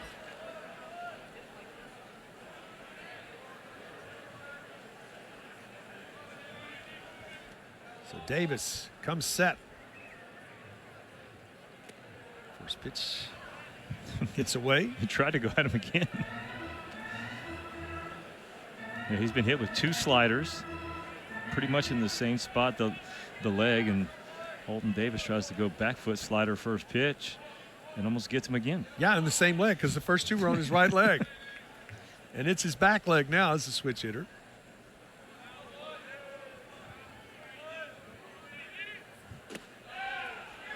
Downstairs. And it's 2-0.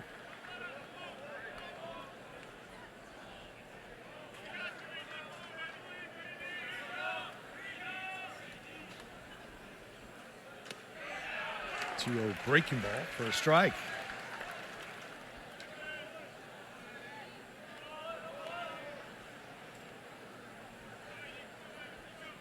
Davis free and easy with that arm slot. Comes right back to it again for a strike. You're right. The slot, that's something that has changed. He's the Alabama transfer, first 2 years at Alabama. When he got over here, Coach Wes Johnson dropped his arm a little bit. Velocity still there, the slider, all that's still there. Feels a little bit more comfortable though with it down. Comes right back inside corner for the strikeout. That is a tough pitch right there. This is a guy with closing experience at Alabama, so he loves to pitch in high leverage situations. You look at the numbers, might not say so right now, but if you get a guy that catches fire at the right time, you see, I mean, he's got the stuff. He fell behind 2-0, mixed, pitched backwards a little bit, got back in the count, and then spots a 95-mile-an-hour fastball on the inner third of the plate for strike 3. It's a lot like Trey Phelps in the lineup. You get a guy that has had some success, you get him rolling at the right time. He's Huge a guy, plus. He can give you length out of the bullpen, can go in and get you a left-handed hitter out, but could also get you 2 or 3 innings out of the bullpen from, just stuff-wise. Anytime you're talking about part of the season that you're at, getting into the postseason, you need these types of guys to step up. He's ahead here 0-1 to Kyle Branch.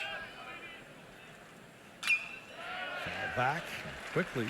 Branch down. No balls and 2 strikes. Struggle with the zone much of the year, but right now he's coming in and filling the strike zone up.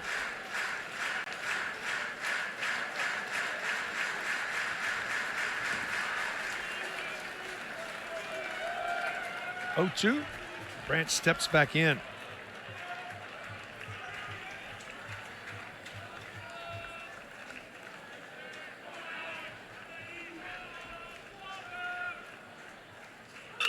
On the ground is short. Older brother throws out little brother across the diamond. 1, 2, 3 go to Sooners. We go to the bottom of the 6th. They lead 2-1. 5.5. The story had been starting pitching. Both Leighton Finley, Malachi Witherspoon threw 5 each. You see the 12 punch outs. And the hits, only 6 hits in their 10 innings. It's been a great pitch game so far. Top of the order here, 3rd time through the order for the Bulldogs. Trailing here 2-1. Malachi Witherspoon out for his 6th inning of work. First pitch swinging. He's worked 5 innings, Lance. Only given up 2 hits, a run, 5 Ks, 1 walk, a homer. That was the 79th pitch of the ball game, 55 of those for strikes. Yeah, the 2 hits have been Colby Branch, the home run and the single, so I think he feels good as long as the 8-hole Colby Branch doesn't come up. This ball chopped on the ground.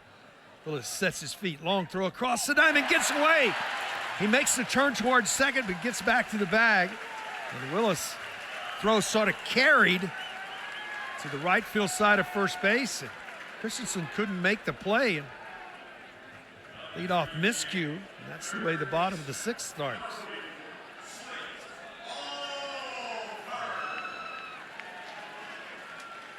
Willis is a guy that, I mean, he's a shortstop playing third base and makes the play, sets the feet.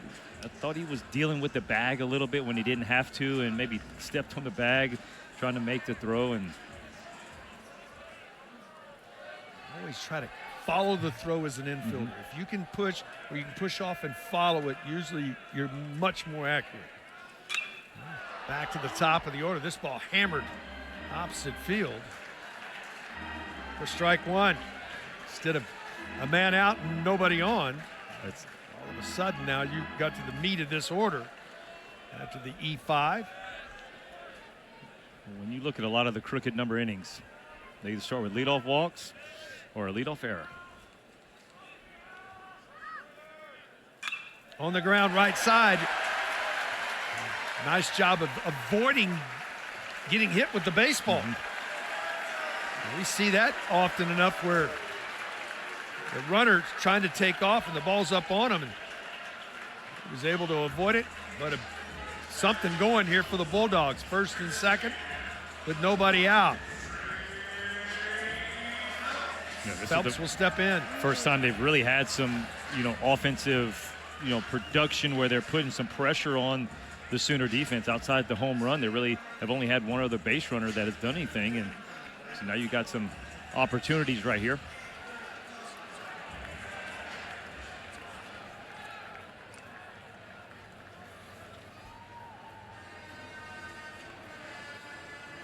Tomorrow morning, right here on the SEC Network and the ESPN app, we'll have the Men's Golf Championship from Sea Island, Georgia.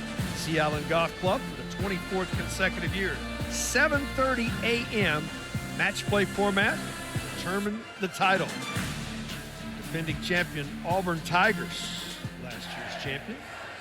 And that is always fun. The Sun played in the Southeast Conference, and that is a wonderful tournament and a beautiful place in Sea Island.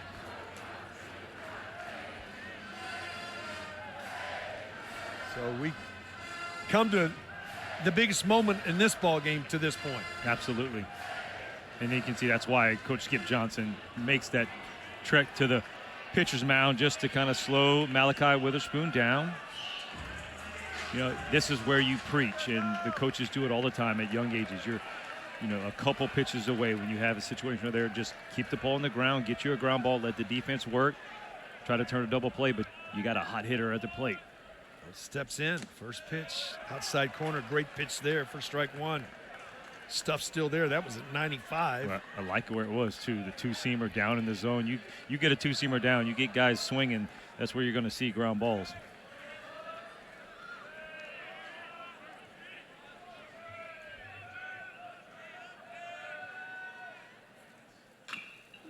Foul.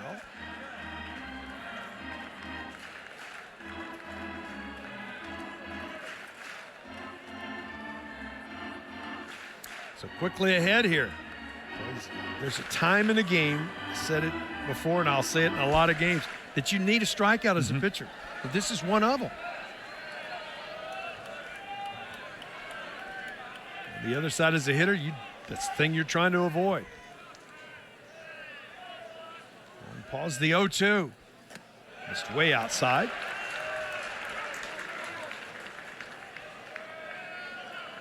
And it's 1-2. Yeah, right here, Trey Phelps, you knew it wasn't going to be a situation where two guys on, nobody out, that the 3-0 hitter was going to lay it out a bunt. So, but now that you're down 0-2, you got to do everything you can to get that ball to the right side of the field and move those runners. Did he go? Yes, he did. For the strikeout. It was a non-competitive pitch. He's just so anxious to hit. Got the barrel out there too far. Yeah, you get guys into swing plus mode, and that's exactly what he is. It's the same exact pitch. It was back-to-back pitches in the other batter's box, and this one, Phelps not able to lay off of it, couldn't check the swing. You know, and that's where you use that hitter's aggressiveness against him and get him going out there swinging, and easy punch out for Mr. Witherspoon. Adams will step in. He has walked and flied to left. Righty-lefty matchup here. Tying run for the Bulldogs at second base. Big hack. He comes up empty. Still got good stuff.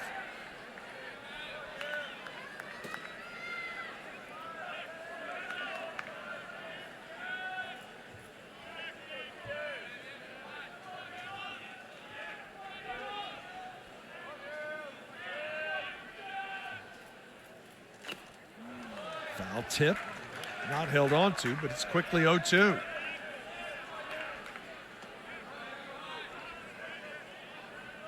This is when it really tests you as a pitcher.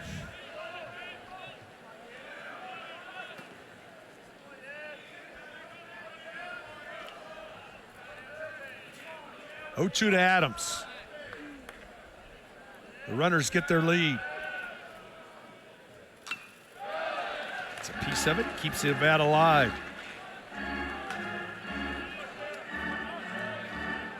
Bullpen has been active and ready to go for the Sooners if need be.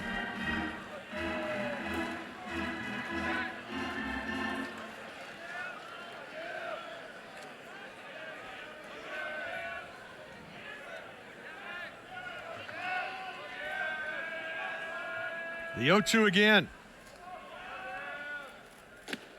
Upstairs. Try to reach back and get a little extra on that one. Yeah, that was the cutter that you're right, tried to throw it a little bit harder and you get on the side of it, instead of staying through it.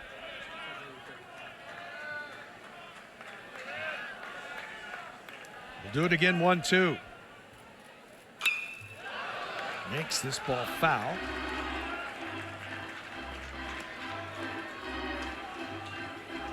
We'll do it again at 1-2.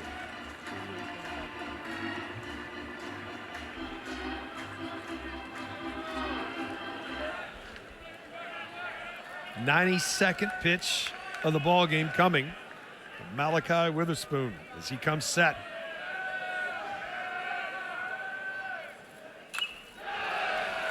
Challenged him with the heater. Nice job of fighting that ball off by Adams. Keith, you know what he hasn't pulled out? And I don't know. I think he's thrown one, or he's definitely thrown two of those, I think, but the changeup. I'll say that you just showed me the curveball move.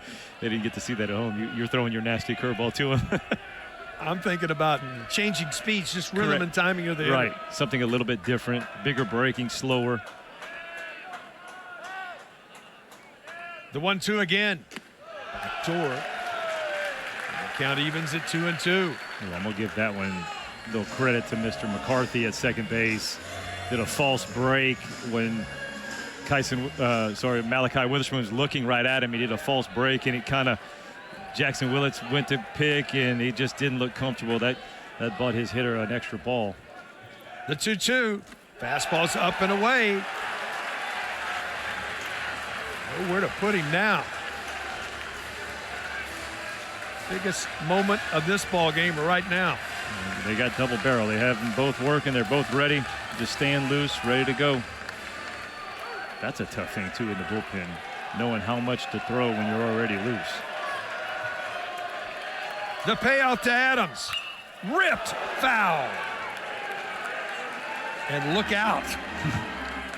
Well, Keith, what you're starting to see is as the at-bat goes and that count has shifted toward Adams' favor, right? The barrel's getting to the ball a little bit easier, a little bit there, and that's what you try to do is just keep spoiling those pitches, and hopefully you get your pitch to drive. Sets back again. Runners were not moving. I don't expect them moving here again. The second 3-2 pitch. Got him. Ran the two-seamer that time, and it had some run away from him. Always fun to reach back, call the old number 1, 3-2, and throw the two-seamer middle part of the plate, let it run off. That's exactly what he does, 96 miles an hour. Malachi Witherspoon still showing he's got some elite stuff. A couple guys get on, he's going back-to-back punch-outs. And his 97th pitch of the ball game coming right now. Against Hudson as he steps in. First pitch misses outside for ball 1.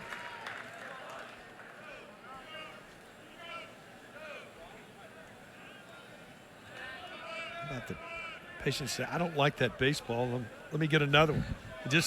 He doesn't give it to the umpire. He just throws it away and says, just give me another one. Let me play with another ball. Hudson steps back in. Just outside. Hitters count now 2-0. Danger zone.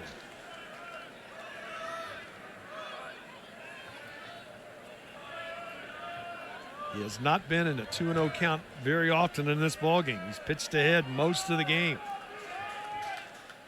Hitter's pitch coming now.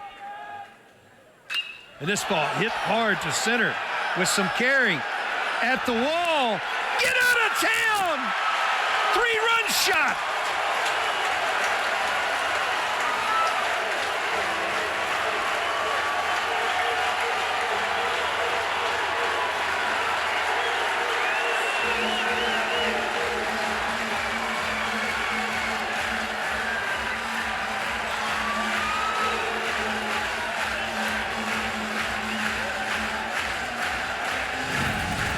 Well, this is what you are supposed to do with a 2-0 count. You get the fastball. You make the pitcher pay. Boy, he keeps that front shoulder in on that ball, drives it. And it definitely had some carry over the monster. Christian Adams, boy, he is feeling good. I love it. He round third base, and he was pumping up his dugout. His third homer of the year, RBIs 10, 11, and 12. Brendan Hudson. First pitch in there for a strike to Obi. You talked about it at the beginning of the inning. Should have had an out. Could have got out of the inning. The miscue turns into an extra batter. It turns into 3 runs. That's right.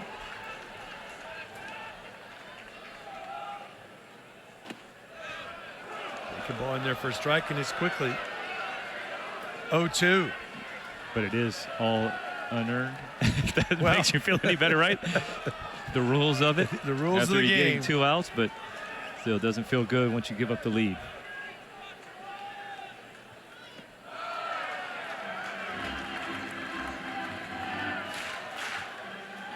Injury, you know, Brendan Hudson wasn't even supposed to be in the game. He was probably having some bubble gum, watching, ready to go, and then all of a sudden there's an injury and you're thrown in the ball game. He becomes the man of the match to this point. This ball chopped up the middle. Going to be a tough play. Across his body. They do get him. 2/3 of the game in the books, but this game just got separated. Yeah, a little separation for the Bulldog offense. The big home run, Brennan Hudson. Beautiful swing from the lefty.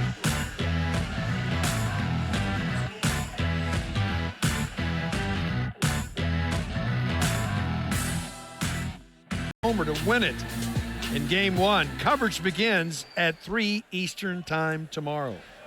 Yeah, that was a game where they ended it. I think he hit the home run at 1:39 in the morning. I know you were up watching it. No, I was not. It was 3 hours before they even threw the first pitch. To get that one in there. And I saw a little bit of the first part of it, big-time pitchers duel between Liam Doyle and Cade Anderson, both high-level lefties. We do have a pinch hitter. Hammond will step in. Mason, he's the pinch hitter.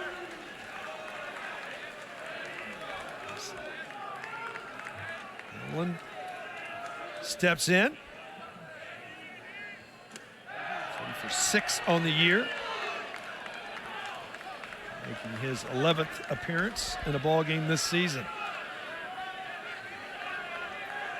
Steps back in for the 3-0 count. Team just gave you the lead. You don't want any free passes. The old shutdown inning. Pitch in there for a strike, and it's 3-1.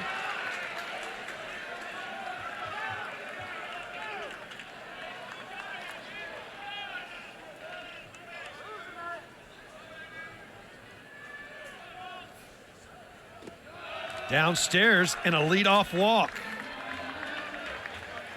So that's the way the top of the 7th starts for the Sooners.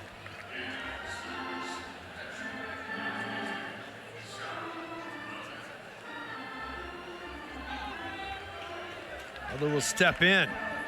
His is the big blow of the ball game. 2-run double back in the 2nd inning. Lefty-lefty matchup here. As Davis out for his 2nd inning of work. He had a 1-2-3 6th inning. Slider catches the outer half for strike 1. Small sample size, but Mudler hitting .444. He's 4 hits in his 12 plate appearances versus lefties. All right. Set. Hit pretty well to left. Playable. Over in, almost in foul territory. To put away is McCarthy. So 1 gone here in the Sooners 7th, and we may have a pitching change.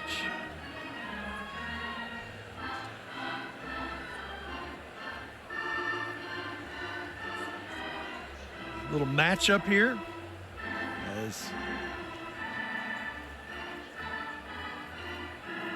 go to the bullpen.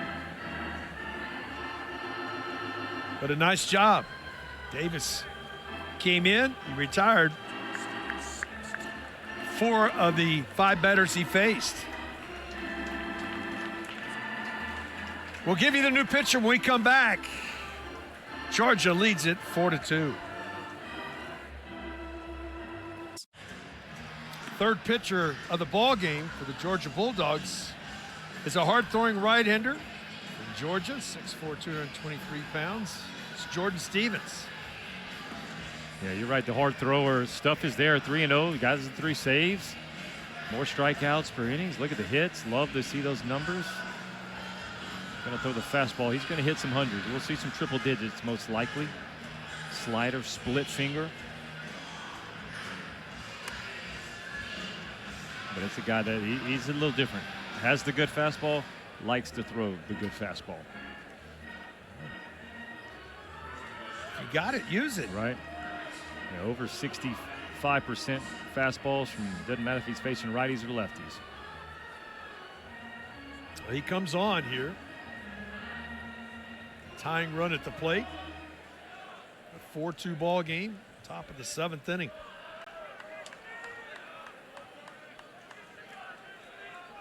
Hammond leads from first. First pitch, fastball misses outside for ball one.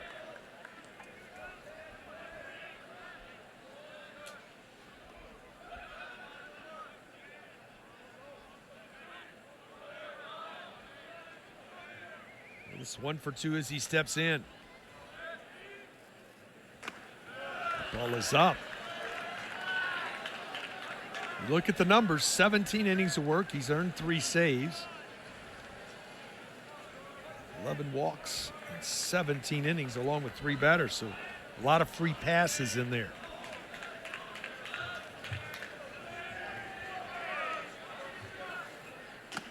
Challenged him, threw it by him. And it's 2-1.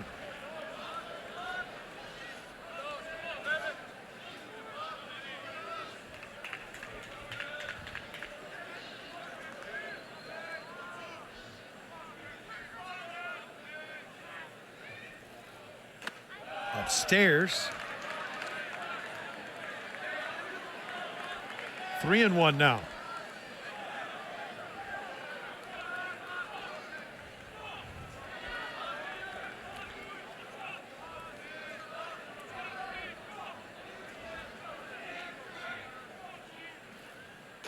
Challenged him, taking all the way, and it's a full count.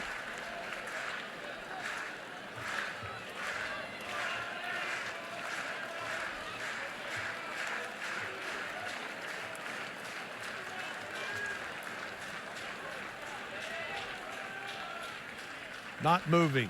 Pitch was outside. Ball 4. Crowd didn't like it. Now the tying run on base and the go-ahead run coming to the plate here in the top of the 7th.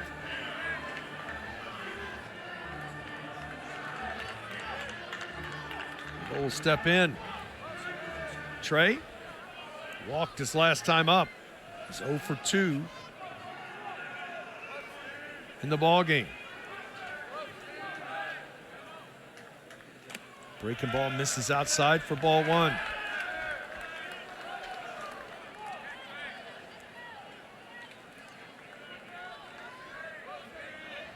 Hitter's pitch coming now, 1-0. Pretty good chance this is a heater.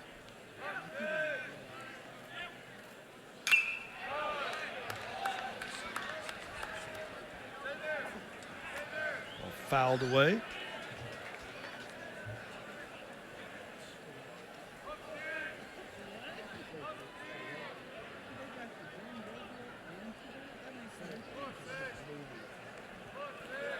The 1-1.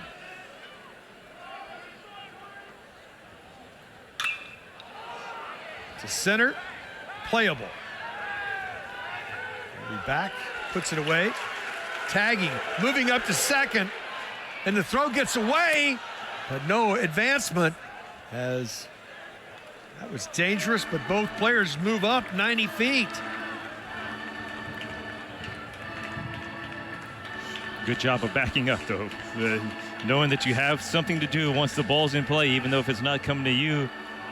Slade Alford was receiving the throw, but he saw where it was. He's like, this is not going to be a play at third base. I'm making sure I'm getting this ball.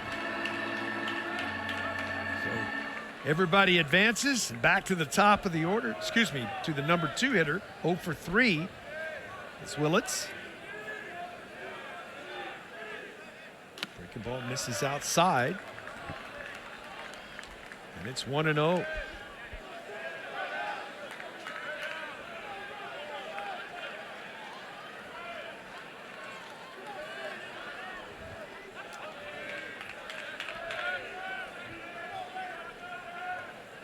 Sooner shortstop steps back in.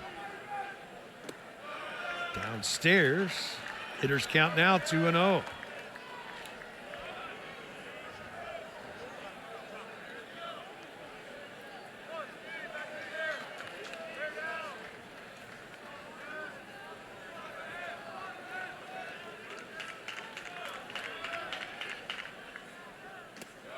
Went to a breaking ball and missed. 3-0 green light here. I don't know. With the lead, Obviously, one swing of the bat could give you the lead. So, well, I doubt he's going to see a fastball. Right-handed hitter on deck. See what happens here. 3-0.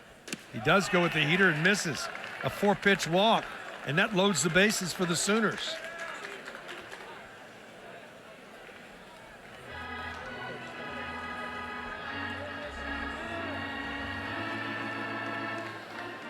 That's going to prompt a visit. A lot of things happening here in the top of the 7th.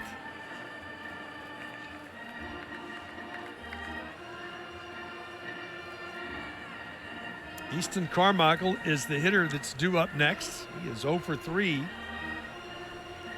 as he comes to the plate.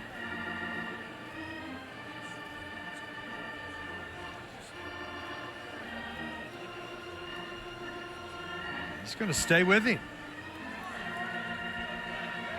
Is that the point where I'm probably leaving in Alton Davis a couple more hitters to maybe face Gamble, and then bringing in Jordan Stevens? But I thought he brought him in maybe 1 or 2 hitters too early, but he's the guy you brought in to put out the fire. So that's what you got to stick with. Easton Carmichael, though, when you talk about runners in scoring position, 2 outs, the average keeps going up. I mean, it's 281 with 2 outs and 368 with runners in scoring position. This ball skied to left. Should get out of it.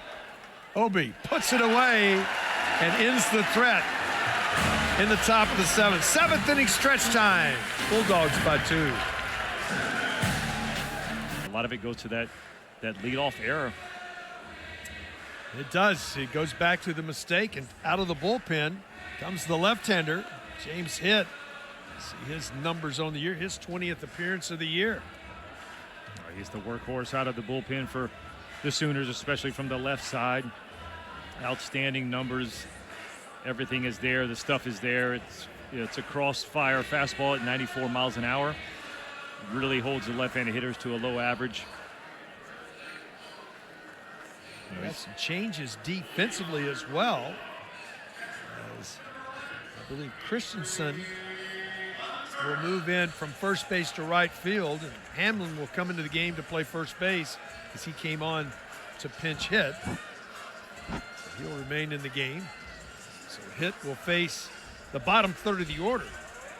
Henry Hunter will lead it off here. 4-2 ball game.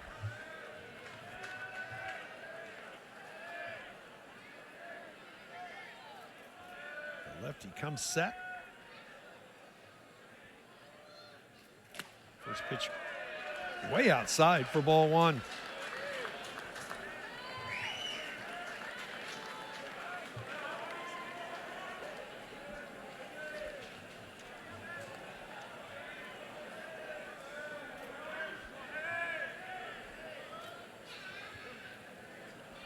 The 1-0 to a breaking ball. Swing and miss. And the count evens.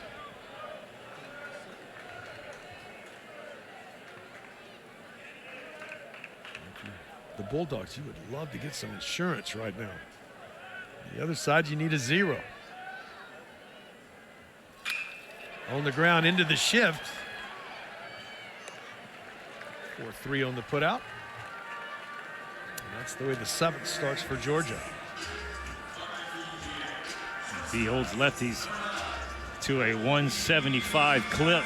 I mean, this is his job, is to come in and get the left-handed hitters out. You have 2 of the 3 hitters that he's going to see. I think he's got 3 hitters. I think Crooks is getting loose in the OU bullpen. And if that's your closer in the 8th, if you're down, you want to use your closer in the 8th to keep it right where it is. You got to think so, especially when he only threw 1 inning in the first game, so he's very, very fresh. Ranch is homered in this game and singled. He's 2 for 2. 4 for 11 in the series. And he just absolutely crushes it. Get out of town. Feed the trees.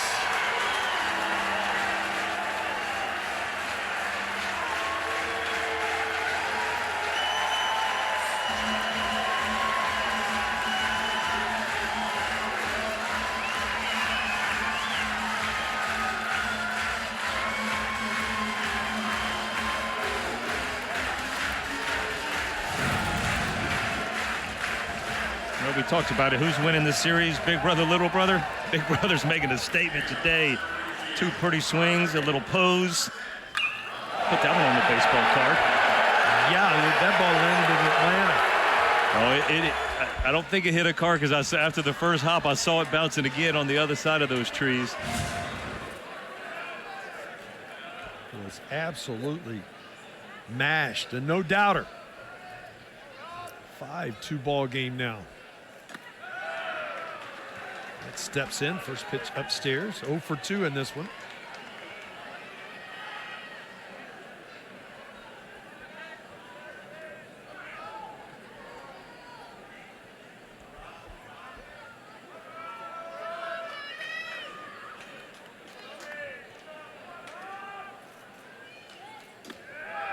Underneath that breaking ball.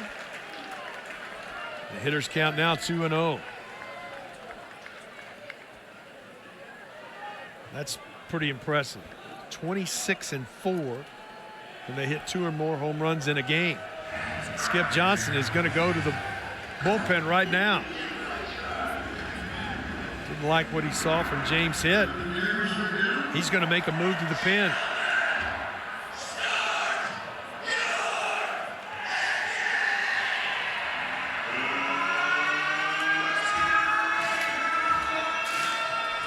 Making a point.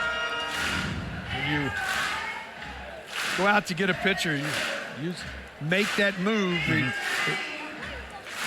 We'll give you the information on the new pitcher when we come back.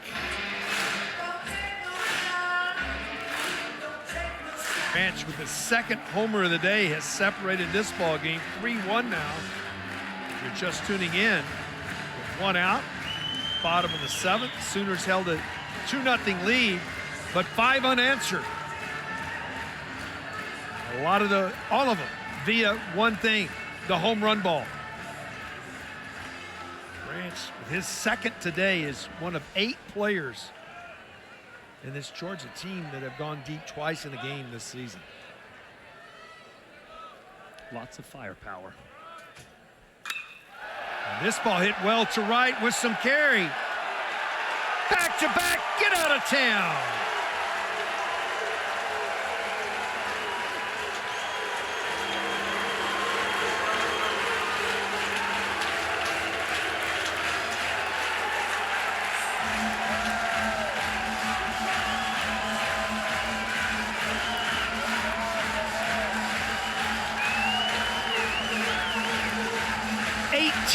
Of the year, Lance. Keith, you mentioned it. He needs to get on fire again. He's got 17. He's got the pop. Beautiful swing right there. 2-0. New pitcher, doesn't matter. Same thing. Good swing. Deposit ball over the scoreboard. Alton Davis says, oh my goodness. Glad I'm not out there for that one. Pitch misses outside. Bowden had come into the game. How about that? You come in relief. Jason, first pitch he throws hit out of the ballpark. This is his 21st appearance, all in relief. The ball misses outside, and it's 2-0. Still just 1 out in the inning. 3 in the 6th, and now 2 in the 7th. Playing long ball.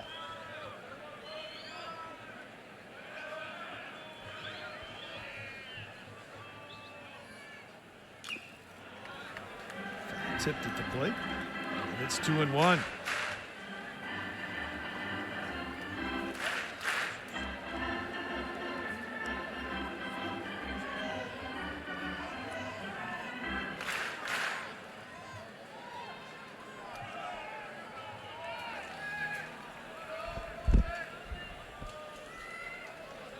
Set the 2-1 delivery. Outside corner. Count evens at 2-2.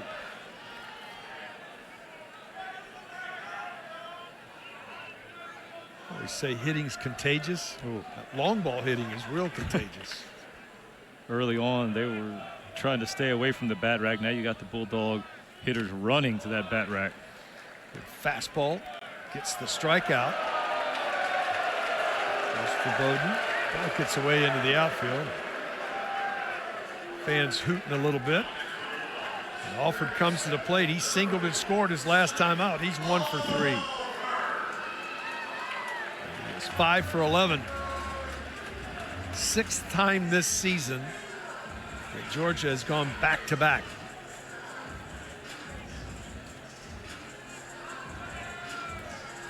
Well, with the lineup, the depth of it, all 9 guys in the lineup can leave the yard. I mean, there's no rest, right? You give up the home run, you start having the oh poor me's, and you feed one in there, and the next guy's going to deposit it as well. Breaking ball misses way outside for ball 1.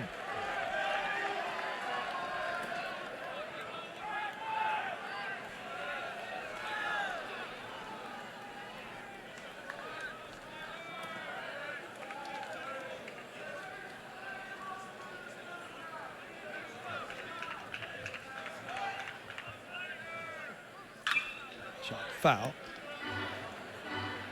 Just to the end, both these teams came in 1-1 in this series, 11-9 apiece in SEC play. This is could be a big momentum changing a little bit. 3 games over, whoever wins it. The other one is only 1 over 500. They're also both in the situation where the new way the conference tournament's going to look is the top 4 teams get the double bye. Then the next 4 teams get that 1 bye. The bottom 8 are going to have to play that first day. And they're all in that situation where they're right around that 8th mark. And if you win the series, even though you finish tied, this is going to give them that tiebreaker. Chopped on the ground. Willis, long throw across the diamond in time, and that ends the inning. But not before a 2 spot by the Bulldogs. We go to the 8th. They lead by 4.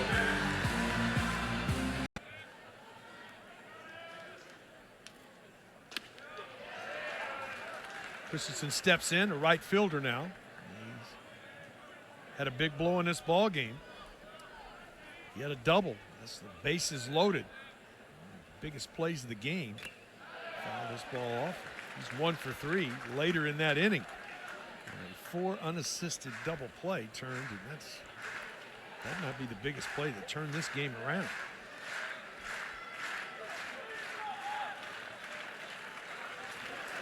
Down 0-2 now.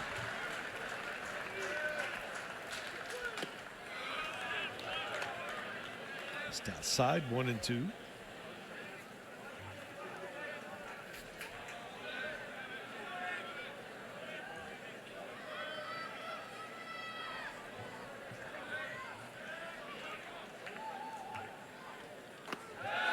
Just missed. Stevens wanted it. Georgia fans want it, I can tell you that, especially the ones right behind home plate. I love watching the crowd's reaction. The ball could be 6 inches off the plate, and they think it's the best pitch ever, and they will rag that umpire. Back out of play. We'll do it again, 2-2.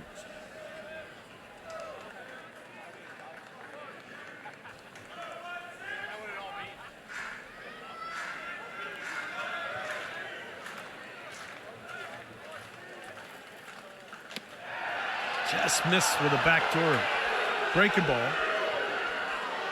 Went around the plate, and the count goes full.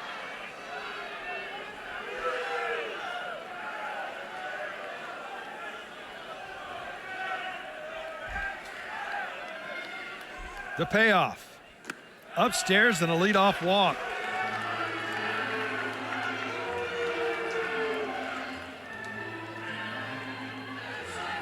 Got a big lead. Usually you need help.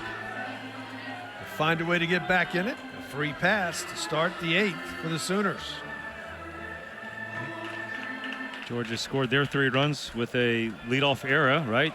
Something you got to be given, and leadoff walks are about the same thing, especially mentally to a pitcher. Breaking ball misses for ball 1. You see this right now where we're at. 2 or 3 close pitches where Stevens felt like he made the pitch he needed to, right? How do you stay in there mentally? Don't let the umpire affect your next pitch. Then you have the leadoff walk, fall behind him again. Those are all the things that coaches preach. This ball hit on the ground, could be two. The second for one, the relay to first, not in time to get walked. As he can really run, but a nice turn to get the lead out.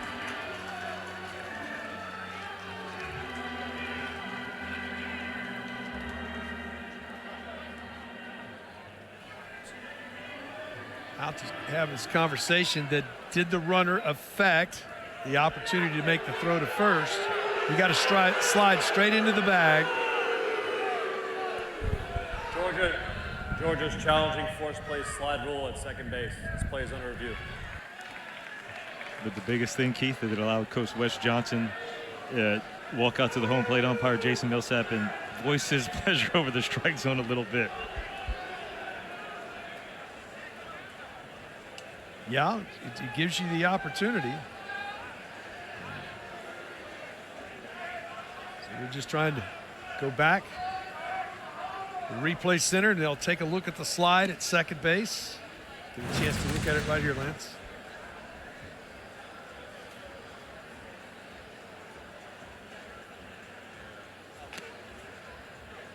I don't think there's anything there. He even starts to slide early. Yeah, but he's sliding straight into the bag, too. Yeah. And see, that angle right there shows you how After far. review, there's no forced play slide rule. Georgia has one challenge remaining. So it'll be one out, a runner on first. That second shot was perfect. You saw how far he was, at least 2 or 3 feet from Colby Branch, allowing him to make the play. So Kyle Branch will step in. Younger brother, Kobe, just saw that on that review. Step in here. 1 for 3 in this one.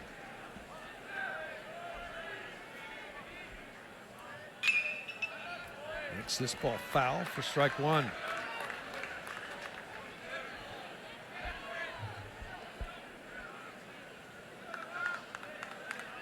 He's also scored a run.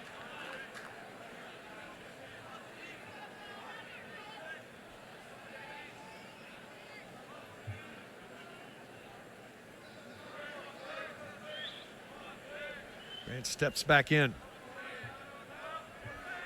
The 0-1. Breaking ball, chop foul.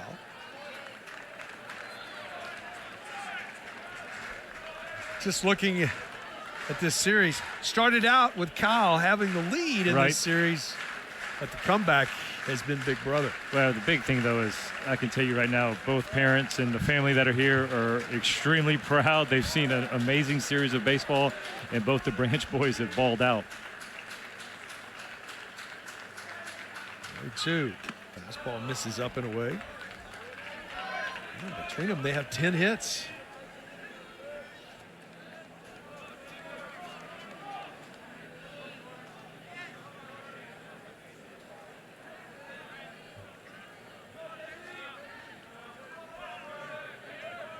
The 1-2.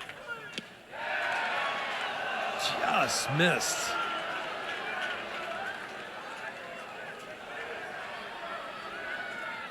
Count evens at 2-2.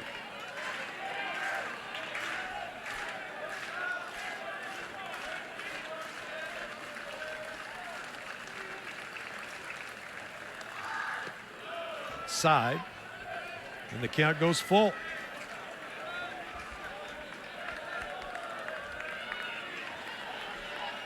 It's all about getting base runners right now if you're the Sooners.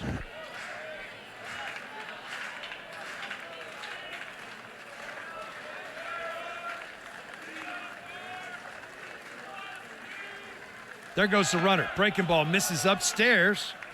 Second walk issued in the inning, and runners will be at first and second with 1 out.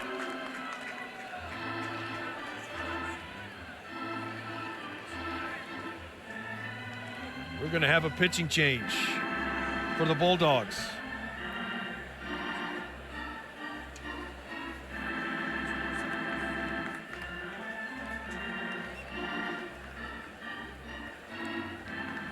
We'll give you the new pitcher when we come back.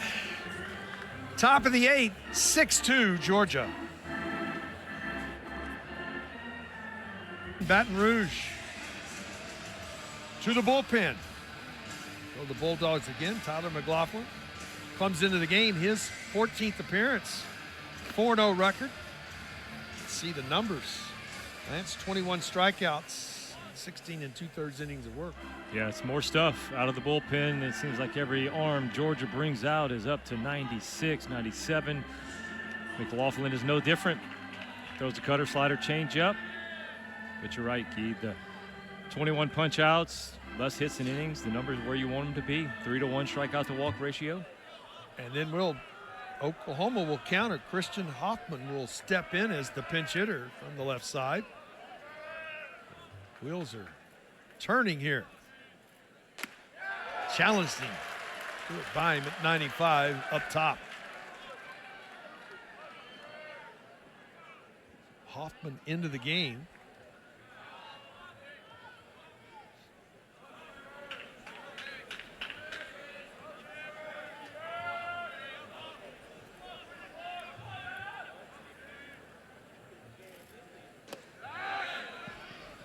Breaking balls down. Count evens at 1-1.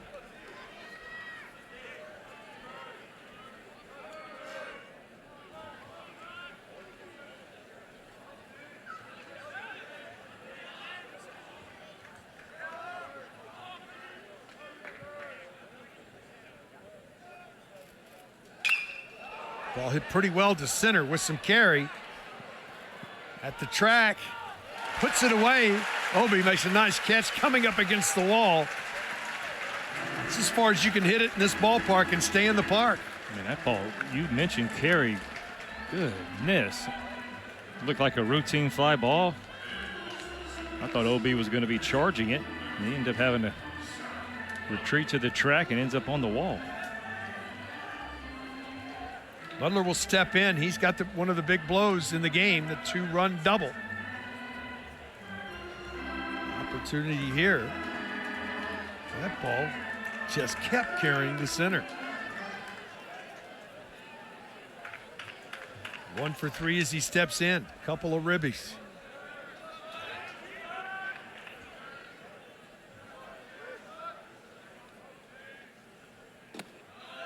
Downstairs for ball 1.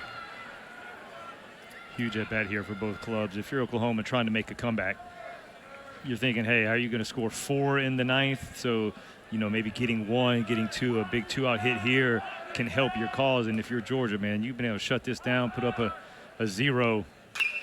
This ball hammered but hooked foul.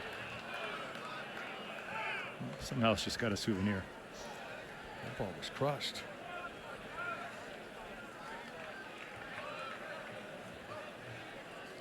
Count evens at 1-1.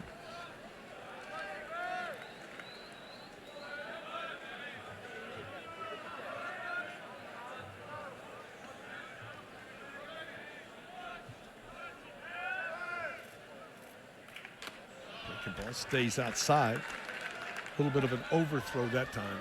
Well, look, slowed the arm down a little bit. You could tell the moment he was about to release it, something was different.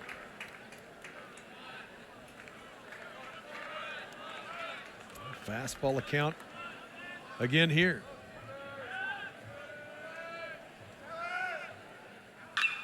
Rifled into right field. This is going to score 1. Down into the corner. Going to have to hold the runner at third. The Sooners get on the board, cut into the lead. Now a 6-3 ball game. Third RBI of the day for Mudler.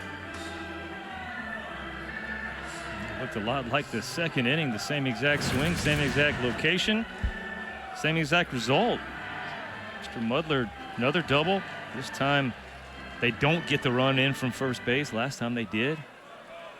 Kobe Branch having to hold up at third base.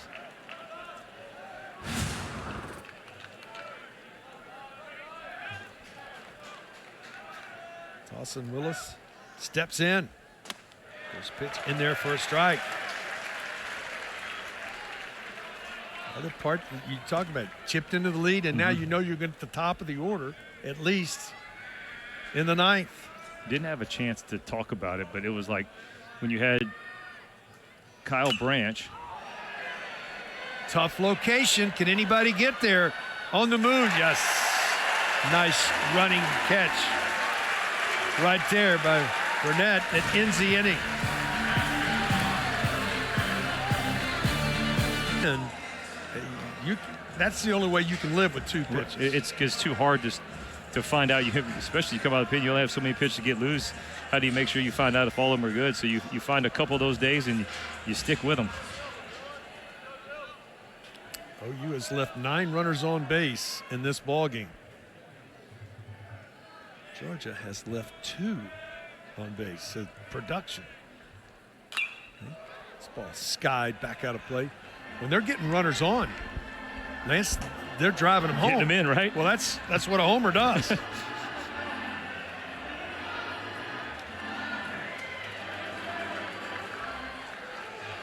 Steps back in. He is 0 for 3.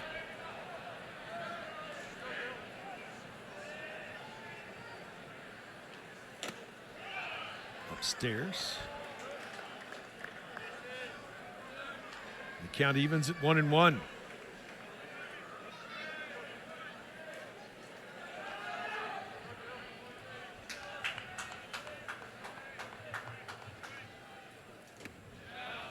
Breaking ball in there for a strike, and it's 1-2.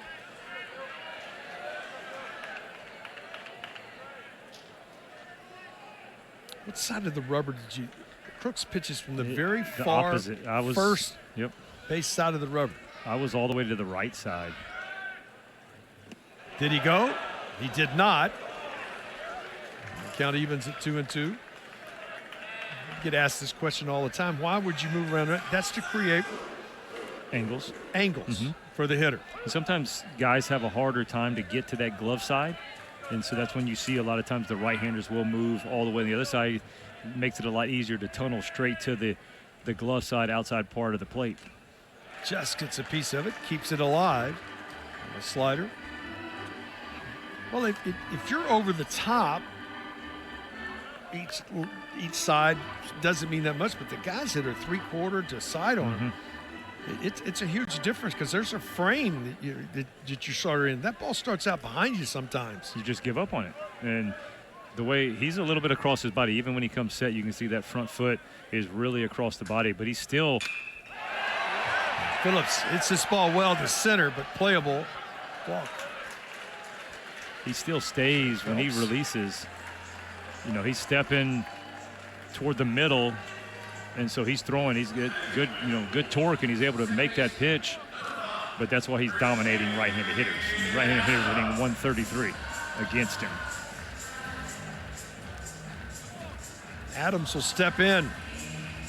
The big plays of this ball game.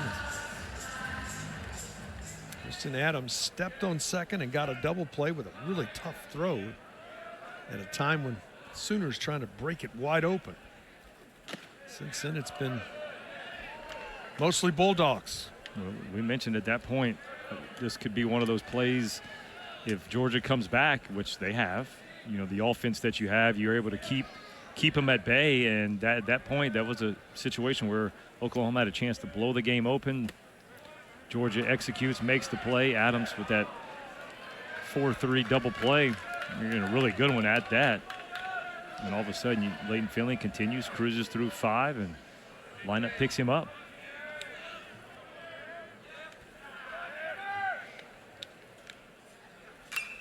Good swing, fouls it straight back. Interesting. We go to the 9th, just peeking ahead. It will be the top of the Sooner order. The top of the 9th. They'll be chasing at least 3. It's like anything the first 2 games, the tying run will come to the plate.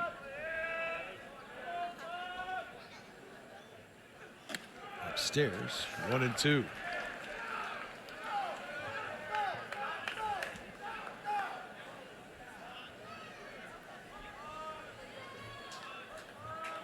How about the guy in the on-deck circle fixing to come to the plate? Wasn't even planning on playing in this game.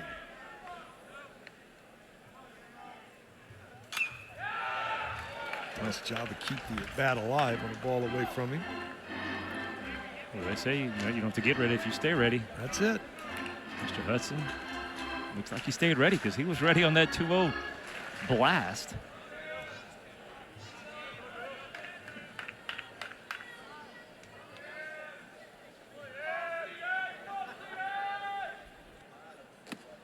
Good backdoor breaking ball, gets the strikeout. First, Crooks. And that will bring Brendan Hudson to the plate.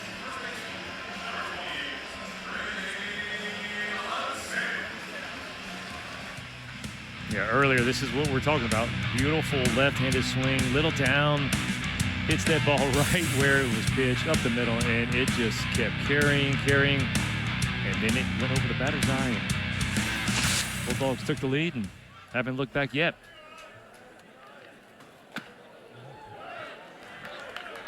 He places one of the biggest power hitters in the country, and it's injured. We don't know what the long-term injury is. Comes on. This is his 4th at bat. He is 1 for 3, but that one, a big one.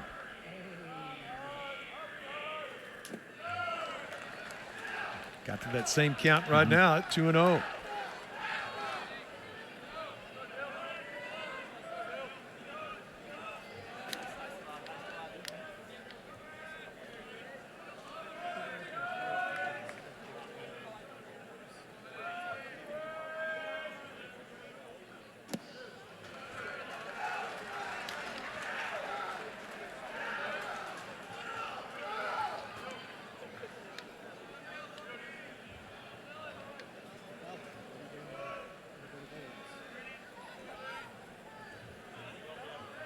Looks in.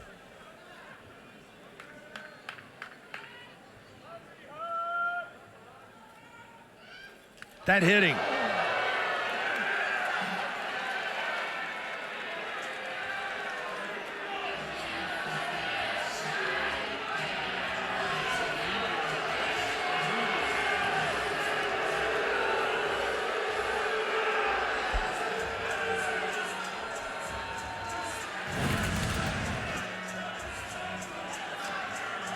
Oof, squares him in the numbers.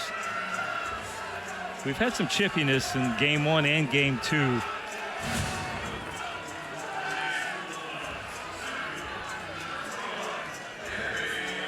Well, who knows? That was, yeah, I pulled it. It was pulled across his body, no question.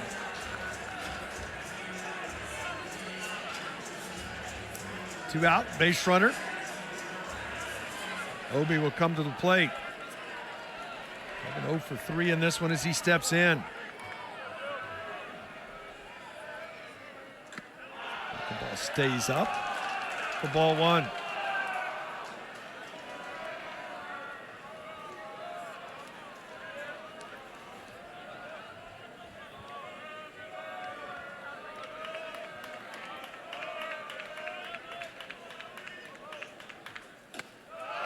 Lays off the high fastball, and it's 2-1.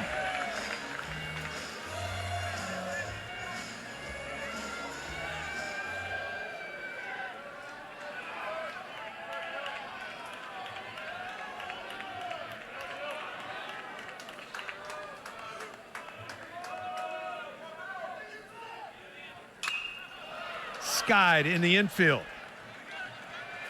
Branch under. Takes a peek, puts it away, and that ends the inning here in the 8th. We go to the 9th.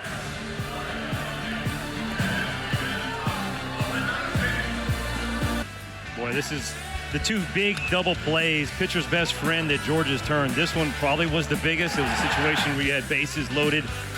Adams makes it by himself, and then Hudson has to come to the game. Well, guess what? Ball's going to find you. He makes the big double play, comes back out. That next inning, big old blast, 3-run home run. Have a day, Mr. Hudson.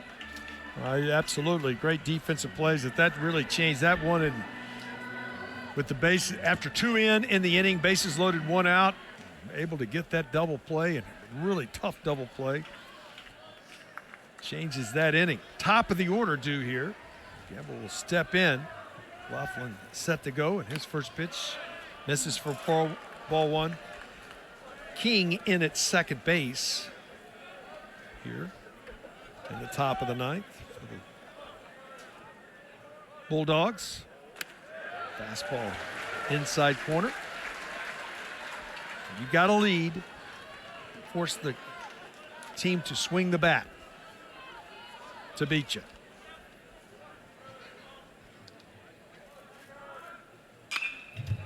Least foul, and it's 1-2.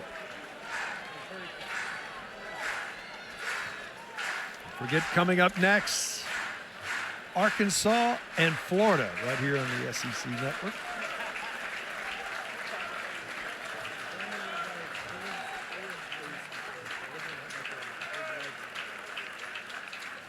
The 1-2.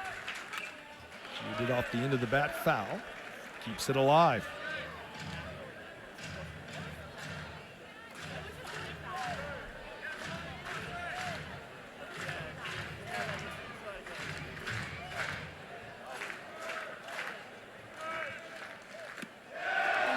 Breaking ball just went around the plate. Awful lot of umpires thought that was a strike. Especially the guy next to me. I'm watching his facial expressions. It's The count evens at 2-2. You have a good catcher, boy. He can frustrate the fans. Skied to left, playable. Giving ground. Duffy puts it away for the first out here in the ninth.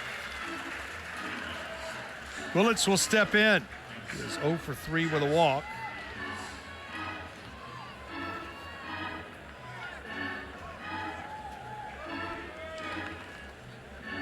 You know, when you're down 3, you're chasing base runners. Right.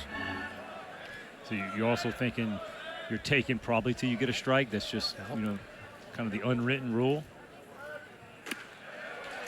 Didn't take long there. Right, and as a pitcher, closers usually know that late in the games, and so you're thinking, hey, it's 4-seam down the middle, because if you give up one, you still have the 2-run lead. Inside corner. And a great location there. And it's quickly 0-2.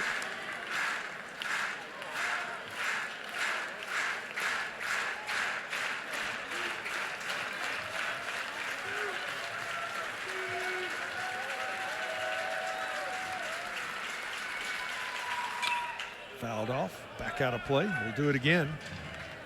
No balls and 2 strikes.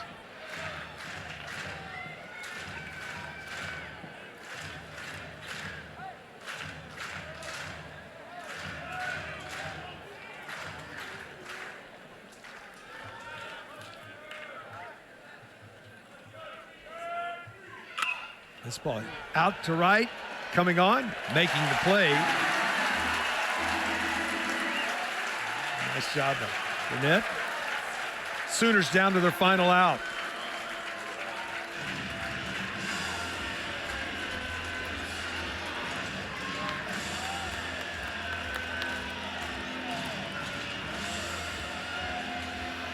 Carmichael is 0 for 4 as he steps in here.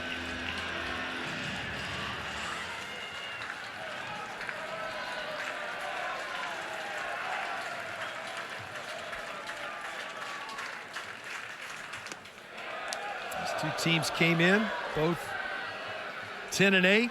Winner of this one will walk out 3 games over 500. The other one will be 11-10. On stairs, and it's 2-0.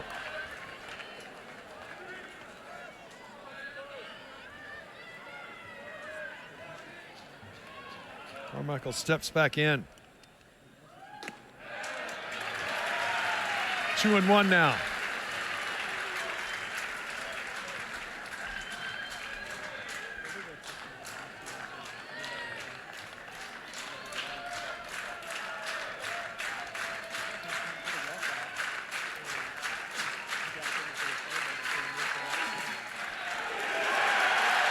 Knee high, outside corner. Georgia fans to their feet. The Dogs have come out.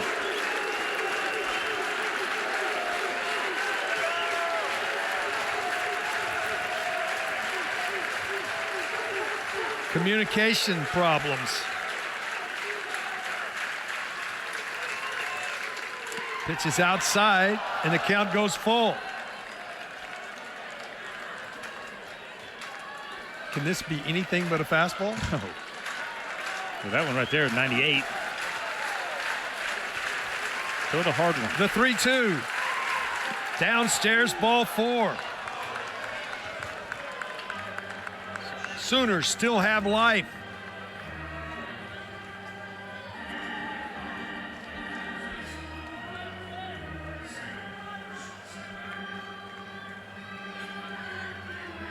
Sam Christensen will step in. He is 1 for 2 as he steps in.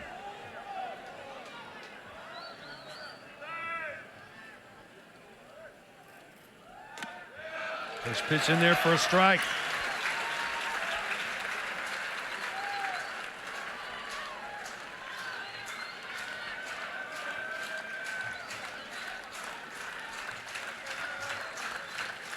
The 0-1. Off speed. First time we've seen that pitch from McLaughlin. Yeah, it looks.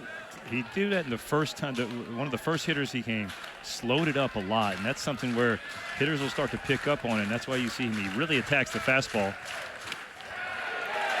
That one catches the inside corner. You can tell he believes in the fastball because when he breaks the hands, when he's coming at you with the breaking ball, slows down that arm just a little bit.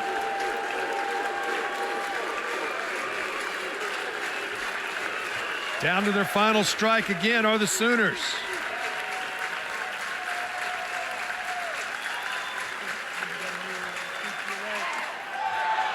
Just upstairs. Tying run in the on-deck circle here.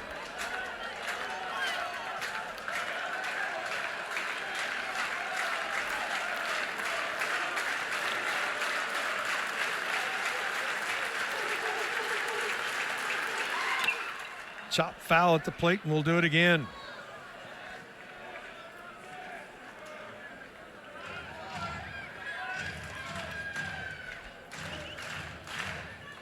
Two balls, 2 strikes.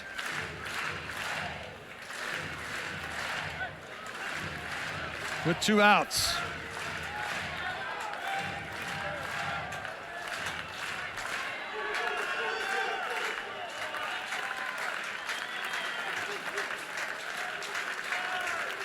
Not holding the runner now at first. This ball out to left. This should do it. McCarthy comes in, puts it away, and Georgia wins the series 6-3.